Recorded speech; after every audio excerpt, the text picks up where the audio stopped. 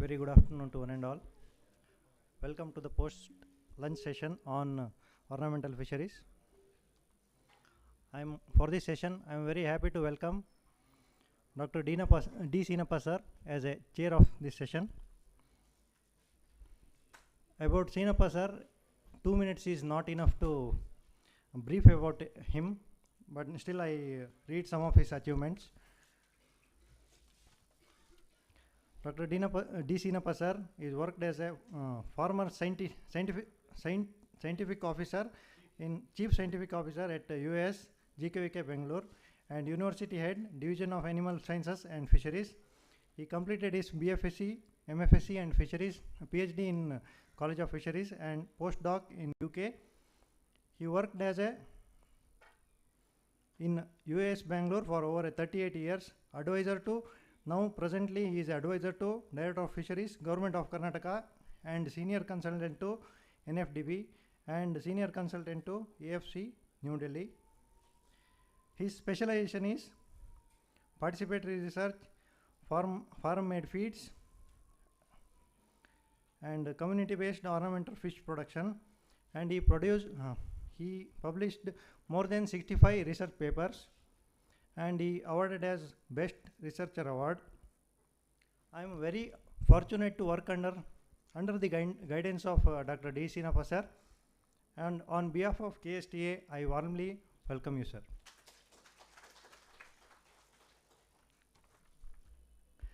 Now I welcome co-chair of this session, Dr. N. Basavaraju, former professor, Department of Aquaculture, College of Fisheries, Mangalore.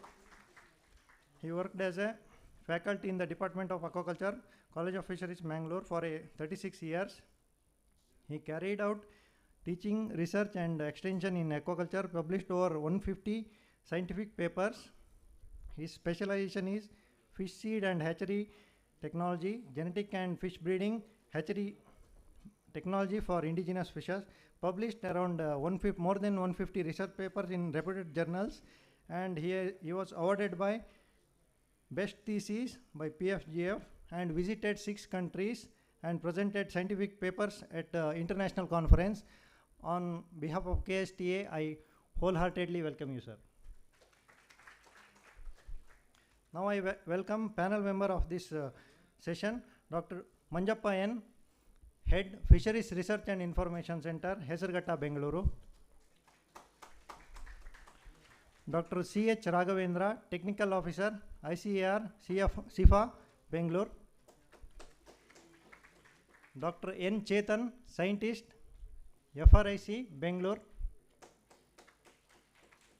Dr. Shruti Shri C., Assistant Professor, ZAHRS, Babur Farm, Hiriyur. Sri Manoj Kumar, Aquaculture Consultant, Bangalore. Once again, I welcome you all. Now I request chair and co-chair to take over the session. Thank you, sir.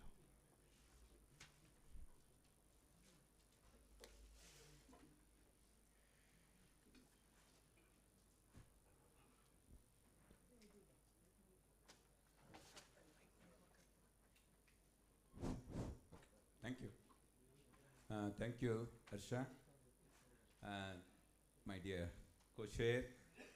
And at that side, I really want to thank the organization KSTA for providing this great opportunity to meet you all, especially my classmates, my seniors, my other friends, my junior colleagues working in different areas like in Department of Fisheries and also in various scientific organizations.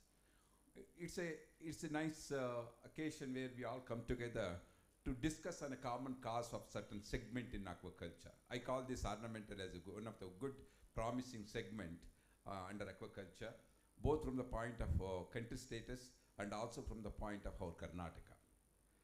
And I'm very fortunate for this session. We have the co-chair who has a vast experience in terms of breeding of indigenous fish. I always remember him for breeding of our many indigenous fishes. We have a common RKVY project where good funding has come, and I happen to be the partner in this whole process of development of technologies, and I witnessed a lot of his technologies in terms of breeding. I'm also very fortunate to have a good panel here. because most of them, in one way or the other, they're all working with me. We were very close association, right from Shruti to Harsha. They worked under my project, especially on the ornamental fish project.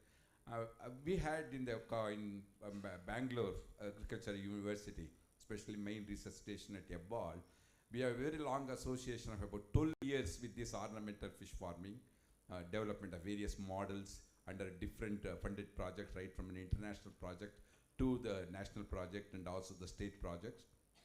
Training hundreds of people, especially thanks to the NFDA for providing such a huge funding for training and especially capacity building at different levels, not only at the farmer levels, even at the other stakeholders levels. And we have a very good opportunity, someone like Manoj and all that who worked with us. He came as a trainee, he learned a lot of things, he worked with us, then he started his own entrepreneurship and he is a good farmer now. And also he worked with the industry and he is a good consultant. And Dr. Manjappa, very well known, he is not only having the experience of production, but he also has got a very thorough knowledge in terms of marketing, because that group is very much involved in coming out with a lot of marketing innovativeness in that. Similarly, Raghavendra, we had a lot of occasion, Chetan, we had a lot of occasion to interact, especially in terms of water quality and things like that, because this team is also working on ornamental. So I'm really blessed for this today's afternoon session, where I've got such a wonderful people with a lot of domain expertise. And with this, definitely I think we can contribute something. I hope we can contribute something for the sectors, for this ornamental segment development. Well, to say just to as a chairman from passing my remarks, because I thought I should talk about a little bit of framework so that my panel members can focus on those things.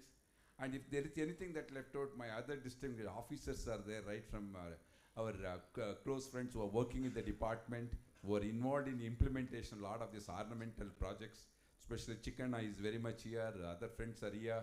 They're all in the implementation of project, the ornamental fish project in the village levels or in the taluka levels and district levels. So we can get a lot of experience from them. That means to say, from a policy perspective, we have people who can talk about it. From a production perspective, we have people who to talk about it.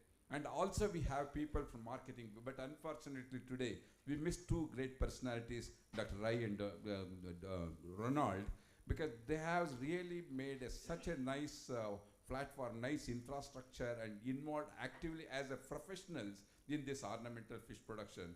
And they are the image of the country. They drag the attention of the country in terms of putting up what is called or demonstrating what is called value chain in ornamental fish production. When I say value chain, because most of the time I've been observing right from morning, we talk only a few bits of the sector. Say when you talk about aquaculture, there is sort of what we see a sort of a compartmentalization approach. Somebody talks only about technology without having an integration in terms of the end product. That is how from a technology, the output of the technology, how it can get into the production cycle, how it can get to the output of a fish, and how the fish has to reach to the last consumer. If you don't bridge that linkage, I think that is the reason why, in spite of 50 years or 60 years, like as students, as we are all students of College of Fisheries, Bangalore, what we learnt in 50 years back with regard to ornament or with regard to aquaculture or with regard to fisheries development, same thing today also, I think it is a very painful thing to us. Because we are not coming that concept-wise. The technology is growing, concepts are growing, strategies are growing, strategies are developing, action plans are there. So much of development, but nothing we could integrate for the holistic development of the thing. When we see this, what's so-called the blue revolution, the revolution can happen, because one of my friends was talking about the revolution through a demonstration. But a revolution can happen in any of the sector or a segment only when it addresses what is called growth, development in that growth. So growth parameters is very important. We call it as economic growth. Has it really addressed that? Has it really achieved that? Apart from economic growth, there is another indicator for this sustainability that is called ecological sustainability or ecological management. So no growth should happen at the cost of the ecology. But all these things are okay if you don't have any issues related to social capital formation. like benefit to the community, because community are the basic people who have to derive. In the community, it is not only the producer, it's not only the consumer, it's also the end users working at different levels. They're all making or generating income out of this activity. If these three things, three indicators are not blended properly, integrated properly, no sustainability can happen. Because we happen to develop the guidelines for this Blue Revolution in 2016 for NFDB. And we also developed a document where how the NFDB, that like we call it as a blue roadmap for this, all this. When we say this, like we have everything on the paper, but nothing in action. So today I'm very fortunate. There are certain people who talk from the field, who talk their experience of the field, do's and don'ts, what they have observed. I think those are the things which we have, and the same thing will hold good even for our ornamental fish here. Like when I remember, like 50 years back when we joined for Fisheries, there was one Sino aquarium in Bangalore who was just fabricating the aquarium tanks, supplying to the organizations and all that. The hobby was at a low key. But today, in Bangalore, the hobby has grown. In Karnataka, the hobby has grown. Now, believe me friends, Karnataka is one of the trade hub for the entire country. It is one of the biggest trade hub in the entire country. But on the contrary, if we take the national scenario or the global scenario, it is a multi-billionaire industry. And the growth rate is happening very nicely. And the growth, when we talk about Asian countries, they are the dominating people in terms of ornamental fish production and supply. And in the Asian countries, very recently, just few years back, we become the 10th country in the Asian countries with a share of only 2%. But when we really talk in terms of our country growth, it is really happening in some of the states, especially 5 important states we always can remember is West Bengal, followed by Tamil Nadu, then Kerala, then Maharashtra, and of late, small states like Jharkhand and Chhattisgarh, and all these things are coming up. Karnataka is making venture, but still that integrated approach, lack of integrated approach, we have gone ahead, but again there is a lot of slackness in this particular growth. This is on one type of the thing. There is such a huge opportunity because things what is happening is in terms of urbanization and all that, because this is an activity where the production is mainly either with the hobbyists or with the people who are in the urban and peri-urban areas. In the urban and what was declared as peri-urban area once, now it has already become an urban area. So shift is happening. Because of this shift, new places, new areas are gaining entry into this. So it is an ever-growing opportunity. Especially for my youngsters, I want to say this is an ever-growing opportunity because this shift is happening. The buying power of the people is improving. The hobby is on the good growth. This is next best to the photography in terms of hobby. So every other day you see there is mushrooming of shops. In Bangalore and in urban area, there is mushrooming of shops, both in Tier A, Tier 2, or Tier 1, Tier 2, Tier 3 cities. And even in now it has percolated even to the level of talukas and all that. As a result, with such a huge opportunity, but what is happening is lack of discipline in the activity, lack of professionalism in the activity, lack of less interaction among the stakeholders. If you really identify the stakeholder, the producer on one side is the stakeholder. We call him as a key stakeholder, but unfortunately, with my experience of 20 years with ornamental fishes and all that, he is the poorest link in that, poorest guy in the stakeholder in terms of power. Today, the other stakeholders are input dealers. They are the major stakeholders who have the thing with regard to aquarium shop, to the food, to the gadgets, accessories and all that. Believe me, this trade, we all talk about fish, ornamental fish production, but the share of this ornamental fish production in the entire trade, hardly it is 20 to 30%. The rest share of the business, that is 70% to 80% share of the business is associated either to tank cost or to the accessories and the gadgets. Somebody was making a mention about Make in India. So we, way back, I think about 6 years back in NFDB, we had deliberated at the national level and we made a programs and all that under Make in India because there is a good opportunity in terms of feed. The cost of the feed. Today 100 gram of ornamental feed costs nothing less than about 70 to 80 rupees, an average grade. But a kg of feed cost, when we talk in terms of production, is much, much lesser. Feed is one segment. The accessories in terms of aerators is another segment. In terms of aquarium management, especially the molded tanks and all. So there is wide spectrum in terms of filters and gadgets and lights and all these things. There's such a wide opportunity, but we are yet to see the companies coming forward in this direction. It is not a very big technology where our people cannot do. But our youngsters now in their mind, if they really look into the micro level of the segment and finding out the opportunities, there is nothing like a challenge. Everything will strike it as an opportunity. I think this is one area. And I request my panel members to address on these issues of production, address these issues of input supply, and also address in terms of marketing. Basically we talk about everything we are working for farmers. It is a slogan, but it never came as a reality. For the simple reason, people are working in the what we call it as backyard farming. It is very popular technology both in Kerala and also in Karnataka. We made it successful. We came out with a lot of models called Venkatanelli model and all that. But unfortunate thing, as long as the project based that model is there, once we withdraw the product, the model will not be there. Model will not. Why is that lack of integration and cooperation between marketing guys and our production guys? This is one of the important things. So I think our people who are producers, especially Manoj and all, they should throw some light on how best they can integrate each other. How best this can be made it a sustainable one. What sort of partnership?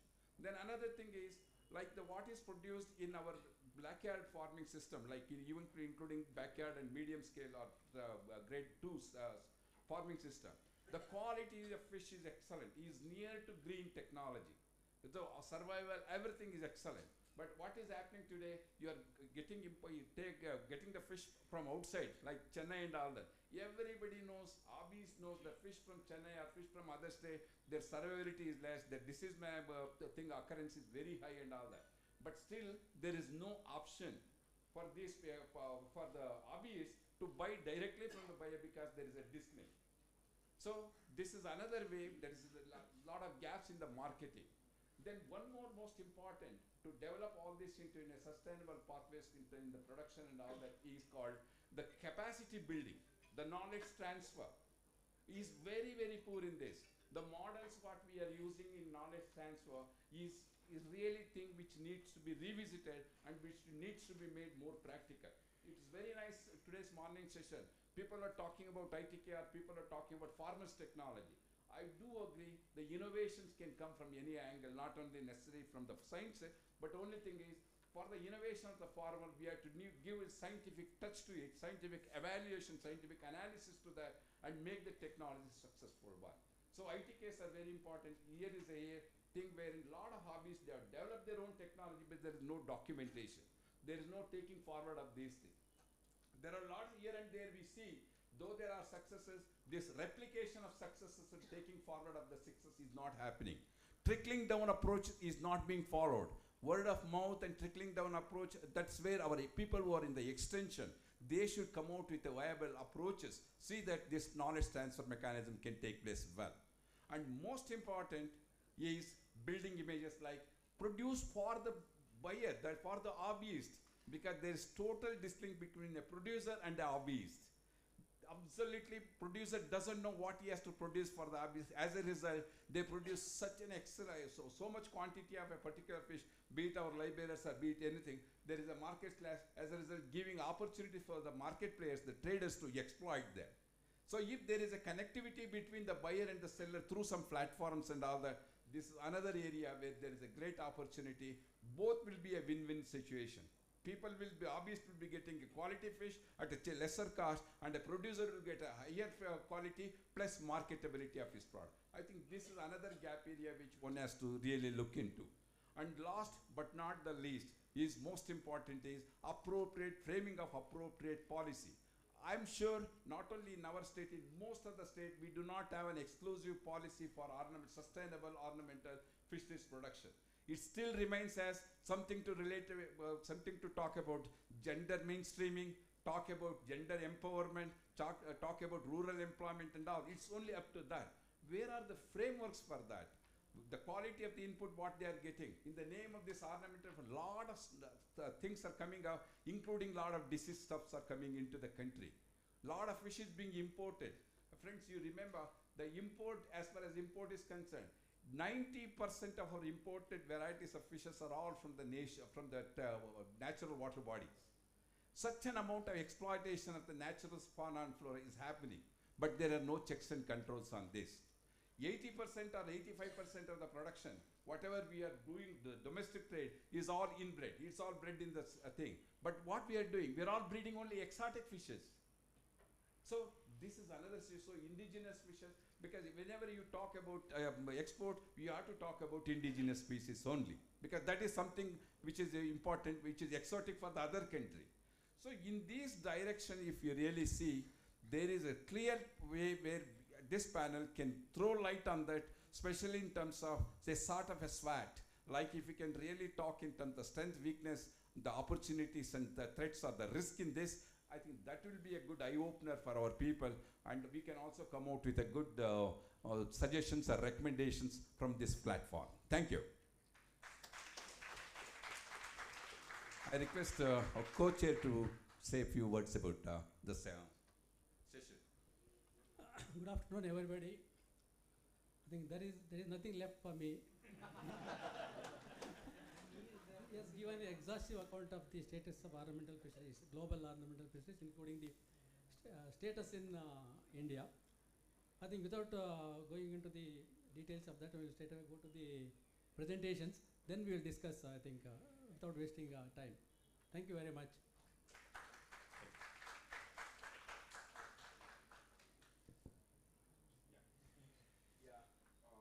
We want representing either from farmer or from the institutions. Anything is okay. As per the list, we'll go. We'll ask Dr. Manjappa to say a few words, share his experiences from the drawings of this file. Respected gurus and my dear friends and my colleagues, today one of the great opportunity to me to express my views and my experience. My Dr. Manjappa working as an associate professor in Fisheries Research Center, SGAT of Bangalore. I am my student for my Basuraj sir. His PG and PhD is guided to me. Then I also worked with Sinappa sir. In related to ornamental fishes, I would like to share my thoughts and views and responsibilities. Right now, the recent survey, according to recent survey, example in Chennai area, one stitch Kulatturi area, per annum around 300 crore business transaction going on. Then still a lot of opportunity to explore the rural areas and rural youngsters. If you give the proper training and skilled hands-on training, 100% we can do wonder in the ornamental the industry. Still a lot of scope coming around 1.5 lakh. The entrepreneur can do the ornamental activities. Major lacking is the productions of the qualitative and quantitative production. Here the lacking of scientific some few points. Now major problem is the development of the brood stock management. They were failing is the brood stock management. Example, if take recently I visited to Kerala, just to select the guppies, just Singapore guppies to one pair, we paid around 2,000 to 2,500 rupees because of characteristics of the phenotype characters and genotype characters. Because of the reason, you have to maintain the quality of the borders. Borders is very important, but if you go anywhere in Karnataka, you won't get the quality of the phenotypic characters of the borders. That is a major issue. Who should take care of the responsibility? This is a major another task. So, institute can take the responsibility, fisheries college or research center, or the department can they establish for particularly for the brood bank management unit. This is another aspect. Second one, if you see the any ornamental fishes, all fishes are the inbreeding. If example take the guppy, you can see the guppies, you can see the underdurity of the guppies. Tail is different, dorsal fin is different, pectoral fin is different, because of accidentally it will go for inbreeding. Sorry, hybridization. So in this context, the maintaining the brood stock management, the breeding, nursery rearing, also the very important. Then when you are start breeding, each species, each unit have to establish. In one unit, you are maintaining the too many fishes, 100%, one or another way, accidentally hybridization will take place. In this context, each unit, the one species, or live bearer or egg layer. You have to stick on that one. Then next one, the based on the availability of the resources, we need to develop the cluster. If you have resources, then if the youngsters are there, you have to give train. That cluster group should only the production, should not enter into market, because marketing strategy is different, production is different, the training is different. So our research centers and institute should take responsibility about skilled oriented training programs with a scientific manner. Then you have to establish a cluster group for each species. This is another my suggestion. Cluster group, the entrepreneur, self-help group, then they should take responsibility. We can take a major role for giving training for self-help groups. Second one, marketing places. These are here to develop the ornamental fish industry, because of we don't have the proper marketing strategy. We don't have the marketing places. Our market should be like this, like how we were going to jewelry shop, we should be exhibit like this. If you see anywhere in wholesale unit, this abruptly they arrange the tanks and other feed. They are not maintaining the proper methodology to marketing. So in this context, you have to professionalism should be required to marketing. Here government should make one place to marketing with a very professionalism manner. Second one, that series of training you have to arrange with the institute or research center as government. The two productions of the quality of the ornamental fishes, here live feed culture is very important. You are failure in this contest. Even the college also, you are not learned much about productions of the live feed culture, but we seen a lot of industry related shrimp or other ornamental fish industry. They are giving more importance for live feed culture. We need to learned to production of live feed culture in a laboratory or in outside of the laboratory. Second one, fabrications of aquarium. If you customized fabrication for aquarium is very important. If you go anywhere, only available 2 feet by 1 feet. That's it. Some customer is they're demanding for customized based aquariums. Like few people they required aquarium for the puja place. Few are they required in dining hall. Like this, customized fabrication is one of the another task area. Second one is government should to create the trade marketing, like national, domestic first, second national and international trade. We have to create. Second one is quarantine. This quarantine is one of the major the requirement. Without quarantine, we will destroy whole scenario. Will destroy. In this background, you are very failure. We need to develop the quarantine unit to the institute or department. You need to take the initiation. For what are the youngsters, no, you give a lot of, if you want to decide to get job on tomorrow, immediately you can start tomorrow job on aquascaping. With a lot of scope for aquascaping. In the aquascaping, another aquascaping is terrarium designing, terrarium aquarium. If you have artistic nature and artistic knowledge, we can earn a lot of money in terrarium aquariums. In the terrarium aquariums, we can n number of plants, mat production, we can do wonder. So in this background, we can go for establishment of tissue culture is required. To establishment of tissue culture, you can take the help of the MSME scheme or NFDB, or if you have own money, you can invest. The bank can help to establishment of the tissue culture. Second one, to market the feed. The n number of feeds are there.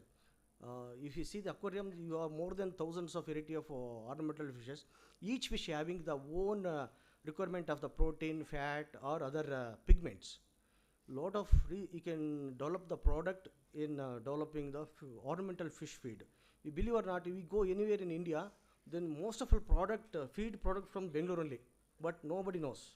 Only Sinappa sir knows, because those who are met Sinappa sir, then all the established big industry, they are earning crore together money, will you or not? But no one is professional, the doing. That opportunity we can take our youngsters. This is my take home message. So, thank you very much for giving opportunity, sir. Yes. Yeah, thanks, Manjappa, for highlighting the importance of or the potential in terms of entrepreneurship development, and especially for young and women folk. It's a very good opportunity, and also for highlighting on the quality of the production, taking care of the quality production, right way meeting the requirement of the broodstock, because this is one of the major constraints. We do not have the quality broodstock. As a result, quality output in terms of seed is not available. As a result, the seed cannot be go into the system for production to the market side. I think that's a very important area. Then you also talked a lot about the forward backward linkage support that is required from point of the feed, the water quality support, or the guidance and the training and all these things to the market. So all these issues of backward forward linkages have been very well covered. And the new scope, and especially thanks to NFDB for coming out with the wonderful projects, the supporting schemes in terms of right from fabrication of tank, development of clusters, and producing this ornament. Because here, see, this is one good example for small is beautiful. Because the units are small, but if it is making to a cluster, and which will be done in a common area under a cluster farming, it always goes for a contract farming, like what we see the success of KMF here in Karnataka, the milk supply. Similar concepts can work out very well here, and that is the reason why NFDB has also came out with models for development of clusters, models for FPOs and all that. I think that also has been very well tested out. Then another thing which is really happening is about the quarantine, because a lot of fish is coming from outside, brought from different countries, from a different channels. But unfortunate thing is the quarantine is still not the management system for the quarantine. Its monitoring system is not there. As a result, a lot of diseases are also coming. A lot of illegal trade is happening. Nobody has got license, and this one of the pains of the traders. See, we made one exclusive workshop on pains of the stakeholders of ornamental, where all these points have emerged out. So he touched upon that also.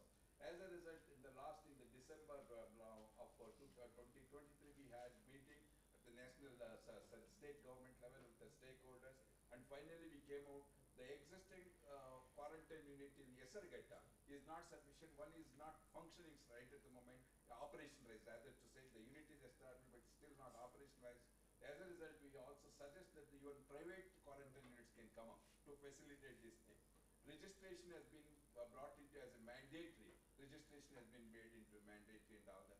Even day before yesterday in the meeting, we discussed on the policy issues, wherein the cost of the for registration has been slashed down, so that encourage more people to register, come to the framework. At least let us know how many are there, how many are function. I think on all these issues it has been well talked about. Then the new opportunity with the new dimension for ornamental exhibition, like especially aquascape, for the herbarium, then all these terrariums and all that. I think that is the beautiful area, because believe me, it is costing several lakhs. One planted aquarium tank today to establishment, it costs few lakhs of rupees. One seawater, the marine aquarium, if you want to establish here, it costs nothing less than 25 to 30 lakh rupees. People are there to do it. The corporates are coming forward for all these things. This is a great opportunity, especially for our graduates and people who have got the knowledge of this fisheries. They can rope into this, because you know the water chemistry, you know the biology of the fish. I think that's a good way you are tested. Thank you. I think we call up on the next panel member. Ronald is there, Ashwin Rai is not there. Raghavendra, please. Okay. Yeah. Yeah, take 5 minutes and brief. And okay, we see that the points what he has covered is not repeated. Okay, sir. Okay. Different, yeah. Good afternoon. Myself, Dr. Raghavendra, working as a technical officer, RRCFC for Bangalore. Okay. Ornamental fish trade. Just I will briefly introduce what is ornamental fish trade. Okay. See, all you know that it is a very growing sector. Okay. Approximately, it is a near $20 billion industry. Okay. with an annual growth rate of around 8%. Okay. Here in this, around more than 500 million fishes are traded annually. That is important, okay? And this almost, it is important economic activity in 125 countries, okay? And the global trade, I already told you, US dollar 18 to 20 billion. The main species here traded are Neanderthals, angels, goldfish, danios, and discus. And guppy and zebra danio contributing only more less than 14% trade. Okay. See, according to the 2017 survey, the Sri Lanka occupy the 6th position in the world. Okay. Whereas India stands at 31st. Okay. But when coming to the 2022 survey, India has India ranking is 19th, and whereas Sri Lanka goes up to 5th rank. Okay. And what drives the industry? Okay. Here, the coming to the Indian scenario, domestic aquarium trade, Indian ornamental fish has great demand in international market. Why? It is our high biodiversity. Okay, almost more than 374 indigenous fish, freshwater fish species are traded, and about 700 indigenous and more than exotic marine fishes are traded. Okay. See, one lacuna here is that majority of fish breeder in India breed exotic fishes. Okay, that is the one. This one. So we have to we have to concentrate on our indigenous fishes. So we will fetch more prizes. Okay. And one more thing is that see, as CNAPAs are told, backward breeding and rearing units, small size and cluster-based production units are running nowadays. Okay, we have to improve that one. And one more thing is that goldfish is the highest preference among hobbyists and most dominant species in India, and it is very easy to breed also. Okay.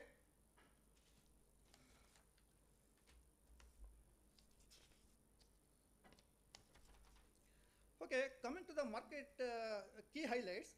See, the key highlights are tropical freshwater ornamental fishes dominate the product segment, and the commercial segment dominates the application segment. There are two segments. One is production segment, and another one is application segment. Okay, so when coming to the market dynamics, see, global fish market drivers, these are the two important. Here we have to emphasize. Okay, one is increasing popularity of fish as a pets. Okay, according to the 2021 survey, the aesthetic appeal driving up demand for ornamental fish species. According to the American Pet Products Association, nearly 11.8 billion, 11.8 million US homes owned freshwater fish in aquariums. Okay, that is also one good this one. And next one is advancement in aquarium technology. As Manjappa told, and Sina Prasad also told, many things are there. Okay, so this one. And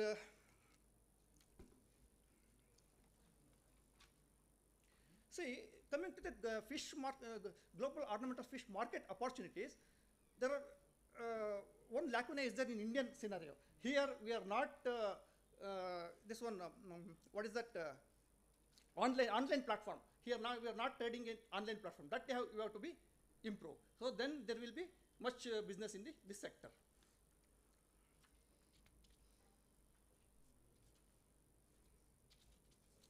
See, coming to the regional analysis, see our area, Asia Pacific dominates the global market, as Sina Prasad has also told. And coming to this segmental analysis, the global ornamental fish market is bifurcated into products and applications. I already told this. Based on the product, the global ornamental fish market is bifurcated to tropical freshwater, temperate, and marine. Here, India is a tropical country. We have got lot of scope in ornamental industry.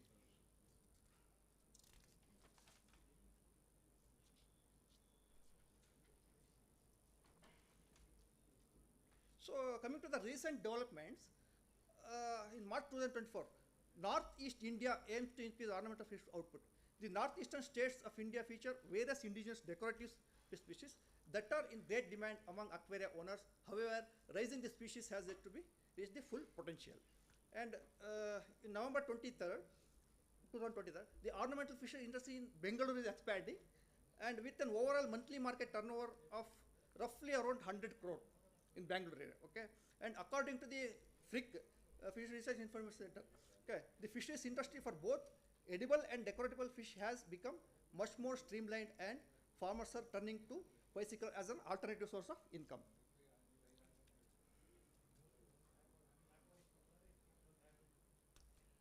Okay, as I am well versed with breeding of fish, uh, uh, about this one breeding aspect, I appreciate your questions. Okay, thank you. Thank you, Dr. Raghavendra, for enlightening us about the importance of breeding of indigenous fishes. We'll be very happy if there are questions on that, because the center is doing a lot of breeding activity. Both here and also in Bhubaneswar, a lot of species have been bred. But only thing is, our request to this organization is to mainstream to the industry, so that people can come up, entrepreneurs can come up taking forward this breeding program, so that those fishes can get into the industry for export and all that. The pressure, especially he was mentioning last point, northeastern states, lot is being exploited from the nature, and it's been marketed, it's been exported. The pressure on the local biodiversity is so huge. That was one of the major concerns that was expressed in our last NFDB meeting. I think with the breeding program and definitely refining the program with much more validation, revalidation, it should get into the commercial production. I think that stage reduced. Then the second point you were mentioning about the scope in terms of e-marketing, that is another thing that is very nice. Then the one more thing is, he emphasized the importance, showing the opportunity, especially in Bangalore. As I was mentioning, that is a very good trader. You know, the estimation says is about 100 crore per month. This is what is registered. But we know internally that is much, much higher than this. So these are the things that we can take it forward. Because of the huge opportunity, we can develop nice programs to take it forward, the sector to move forward. Thank you. Now I request Mr. Dr. Chetan to share his experience with regard to ornamental fisheries. Good afternoon, one and all. So my first and foremost interest will be on the documentation of indigenous species which are available in the state. So because as Sitapa sir told, indigenous to us, exotic to the other people. So if we are, many people are doing it, fisheries scientists, non-fishery scientists, they have already documented couple of species which are already available in the Western Ghats. But we have to standardize the breeding technology so that it should not have a no negative impact on the ecosystem as well. To give an example, zebra loach, if we can take an example, about a couple of years back, it was considered as an endangered species. Till 2017-18, it was sent to the abroad about 147 numbers per day. So it happened for a longer duration. You can imagine how many species were vanished from the womb of mother Western Ghats. So if we standardize any standard technology so that the people who are into the breeding as well as farming, they can take up the technology and they can actually sustain the whatever the vanishing species which are available in our endemic waters. And second thing is that cluster development approach is what we are looking for. Because when I say cluster development, it is not only about a particular group or couple of areas now. If you take Kolattur as an example, so they have diverse variety of species at a single place. So there is a chances of disease outbreak or contamination process and all. So if we go for species-specific cluster approach, so where the contamination can be minimized and the survivability and the quality of the product can be enhanced, that can be taken up. And next is, if we want to move ahead with these concepts and all, we have to boost R&D facilities in our state. So whether it is from the state government or from the universities and all, if we boost the R&D development, especially for breeding aspects and standardizing the protocols for these species, which are exclusively very expensive in the ornamental fish sector, so that will be a major boost for the ornamental fisheries. So when we talk about farming community and all, I have couple of questions which I get regularly from the farming community. First and foremost is, since ornamental fish farming is not considered as no agriculture activity, so this power facility or the power tariff is no, it is charged on the power of industrial charges. So that is very painful for the farming community, because since it is a part of agricultural activity, so we are yet paying the no power tariff of the same industrial facility. So that becomes a major issue for the farming community. So I guess Mr. Mohan Kumar will be uh, no, accepting it, and he will emphasize on it. And second thing they ask is there any chance for crop insurance, just like agricultural crop insurance? Is there any chance for ornamental fish crop insurance which we can actually get? Because in Kisan credit cards, which is not actually issued for the ornamental fish producers, can that can be incorporated into this? That is one thing. And now PM, no, Pradhan Mantri Matsya Sampada Yojana is actually boosting the ornamental fish production sector and all. They are giving subsidies and improving the ornamental fish sector. Some of the other sectors where we can actually encourage a producer with all this type of support, that we can do. And next is, as Sir was mentioning, when we go to a shop, we can see a lot of varieties with a lot of lacunas in there, with contamination, with different species in the same tank, and there is so much of unscientific management over there. So if we can plan for a cluster approach for training these farmers, the producers, the retailers, and the wholesalers, so that it will actually have a scientific approach to control on a particular system where we can have a good quality of fish at the end of the process. And next, coming to the quarantine facility, already quarantine facility has been established by Department of Fisheries in Esarghatta. As Sir was mentioning, the quantities or the area is not sufficient. So majority of the importers are thinking of going for privatized quarantine facility in Bangalore. So I don't know whether that private sector will actually have a perfect maintenance over the quarantine facility or not. So that has to be taken care. And next is, the next question which comes from these importers is like, can we reduce the duration of quarantine facility? Because for goldfish and all, it is about 21 days, and for other species, it is about 15 days and all.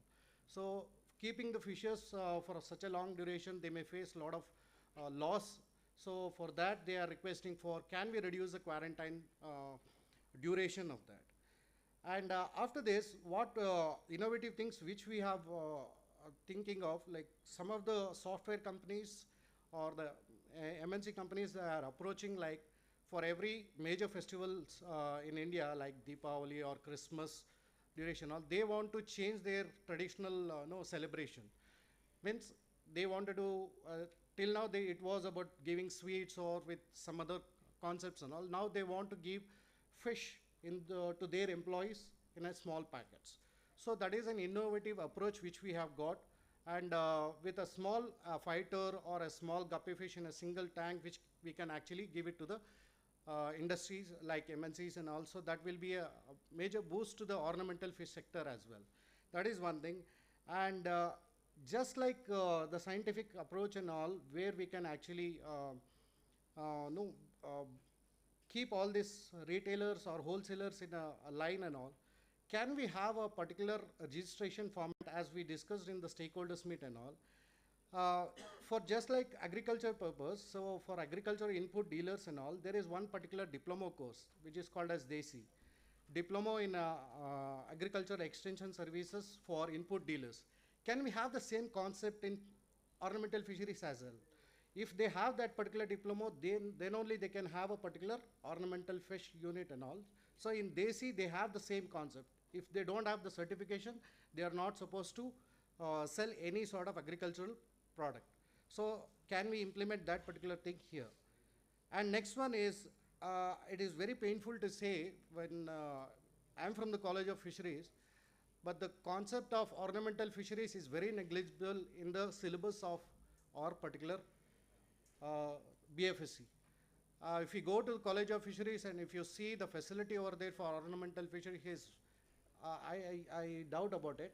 So please, if there is any chance, can you boost ornamental fisheries? Because we know many our fellow panelists spoke about the potential of ornamental fisheries in India and in state and all. And majority of the BFSC students, personally, I know who come to BFSC only to become entrepreneurs in ornamental fisheries, and many have done it.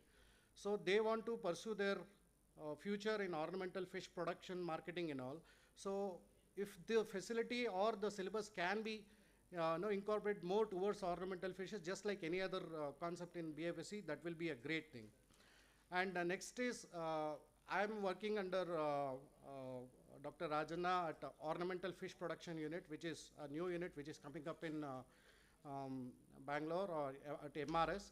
So it will be only for ornamental fish research, extension, training to the farming community, to hobbyists, as well as those who are very much interested in taking up fishery, ornamental fisheries as a future.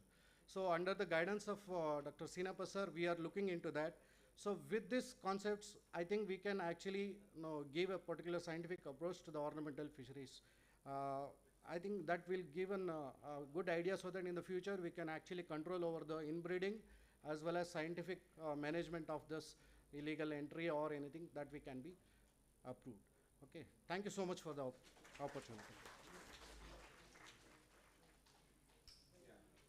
Thank you, Dr. Chetan. You have given a wonderful point, especially that we compliment Dr. Rajan and his team. Coming out an exclusive training center for ornamental fish at Ebot. That's a very good under KVFSU. That's a very good contribution. And you touched upon especially documentation part of it and the indigenous species. Then also, the issues related to quality control and all that, quarantine, all these things. It's very well taken. Some of these things, especially promotional activities, what department can do, how this can be promoted. These are some of the definitely can gain entry into our recommendations. Thank you very much. Yeah, due to time constraint, I think we have to move a bit fast. We have two more panelists to talk about. One, the next panelist is Dr. Shruti Shri.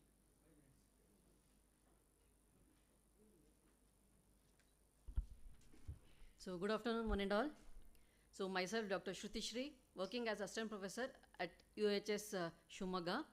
So firstly, I should thank Dr. Sinappa sir because whatever the practical knowledge I have learned on ornamental fisheries, only because of him. So I am very much grateful to you, sir. So most of all the points has been covered, the majority, the trading, and then the percentage of ornamental fisheries to the global scenario, and then what and all the American dollars has been export and import, the information, basic information they have given by the fellow panelists. So mainly the first I'll share my experience related to the ornamental fisheries. So previously, the 4 years back, I was working in FRIC Hebbal, where the ornamental fish production and the marketing was not a problem. Okay, so the marketing in a big cities is not a task, whereas at presently I'm working in a Hiriyur, it's a taluk, where the ornamental fish production is a dream. So there is no ornamental production itself. So, and then where I'm working at Zonal Agriculture and Horticulture Research Station called Babur Farm, it's a 100 years old farm where the fisheries word itself not been heard there. Dr. Vasudeva sir very much well known. So after I have been appointed there 1.5 years back. So where there is that particular research station, we have 6 scientists of different disciplines. So from 1.5 years, the 7 to 8 training program were conducted only on fisheries. So only on fisheries from last 1.5 years, the training was conducted, and then that was possible only because of NFDB funding. So I should be thankful to Dr. Narasimurthy sir and Vijay Yargal sir. Then on training of more than 500 farmers in this training program. So out of 500, 3 farmers have taken up the ornamental fish production in and around Tiptur and Tumkur district. So they are doing well, and then the problem they are facing is the marketing. So as ICR CIFA has released the app called Rangin Machli for educating the ornamental fish training related. So in the same way, the marketing app should be been released from departments and central institutes also. I hope it's there also, but it should be in publicity.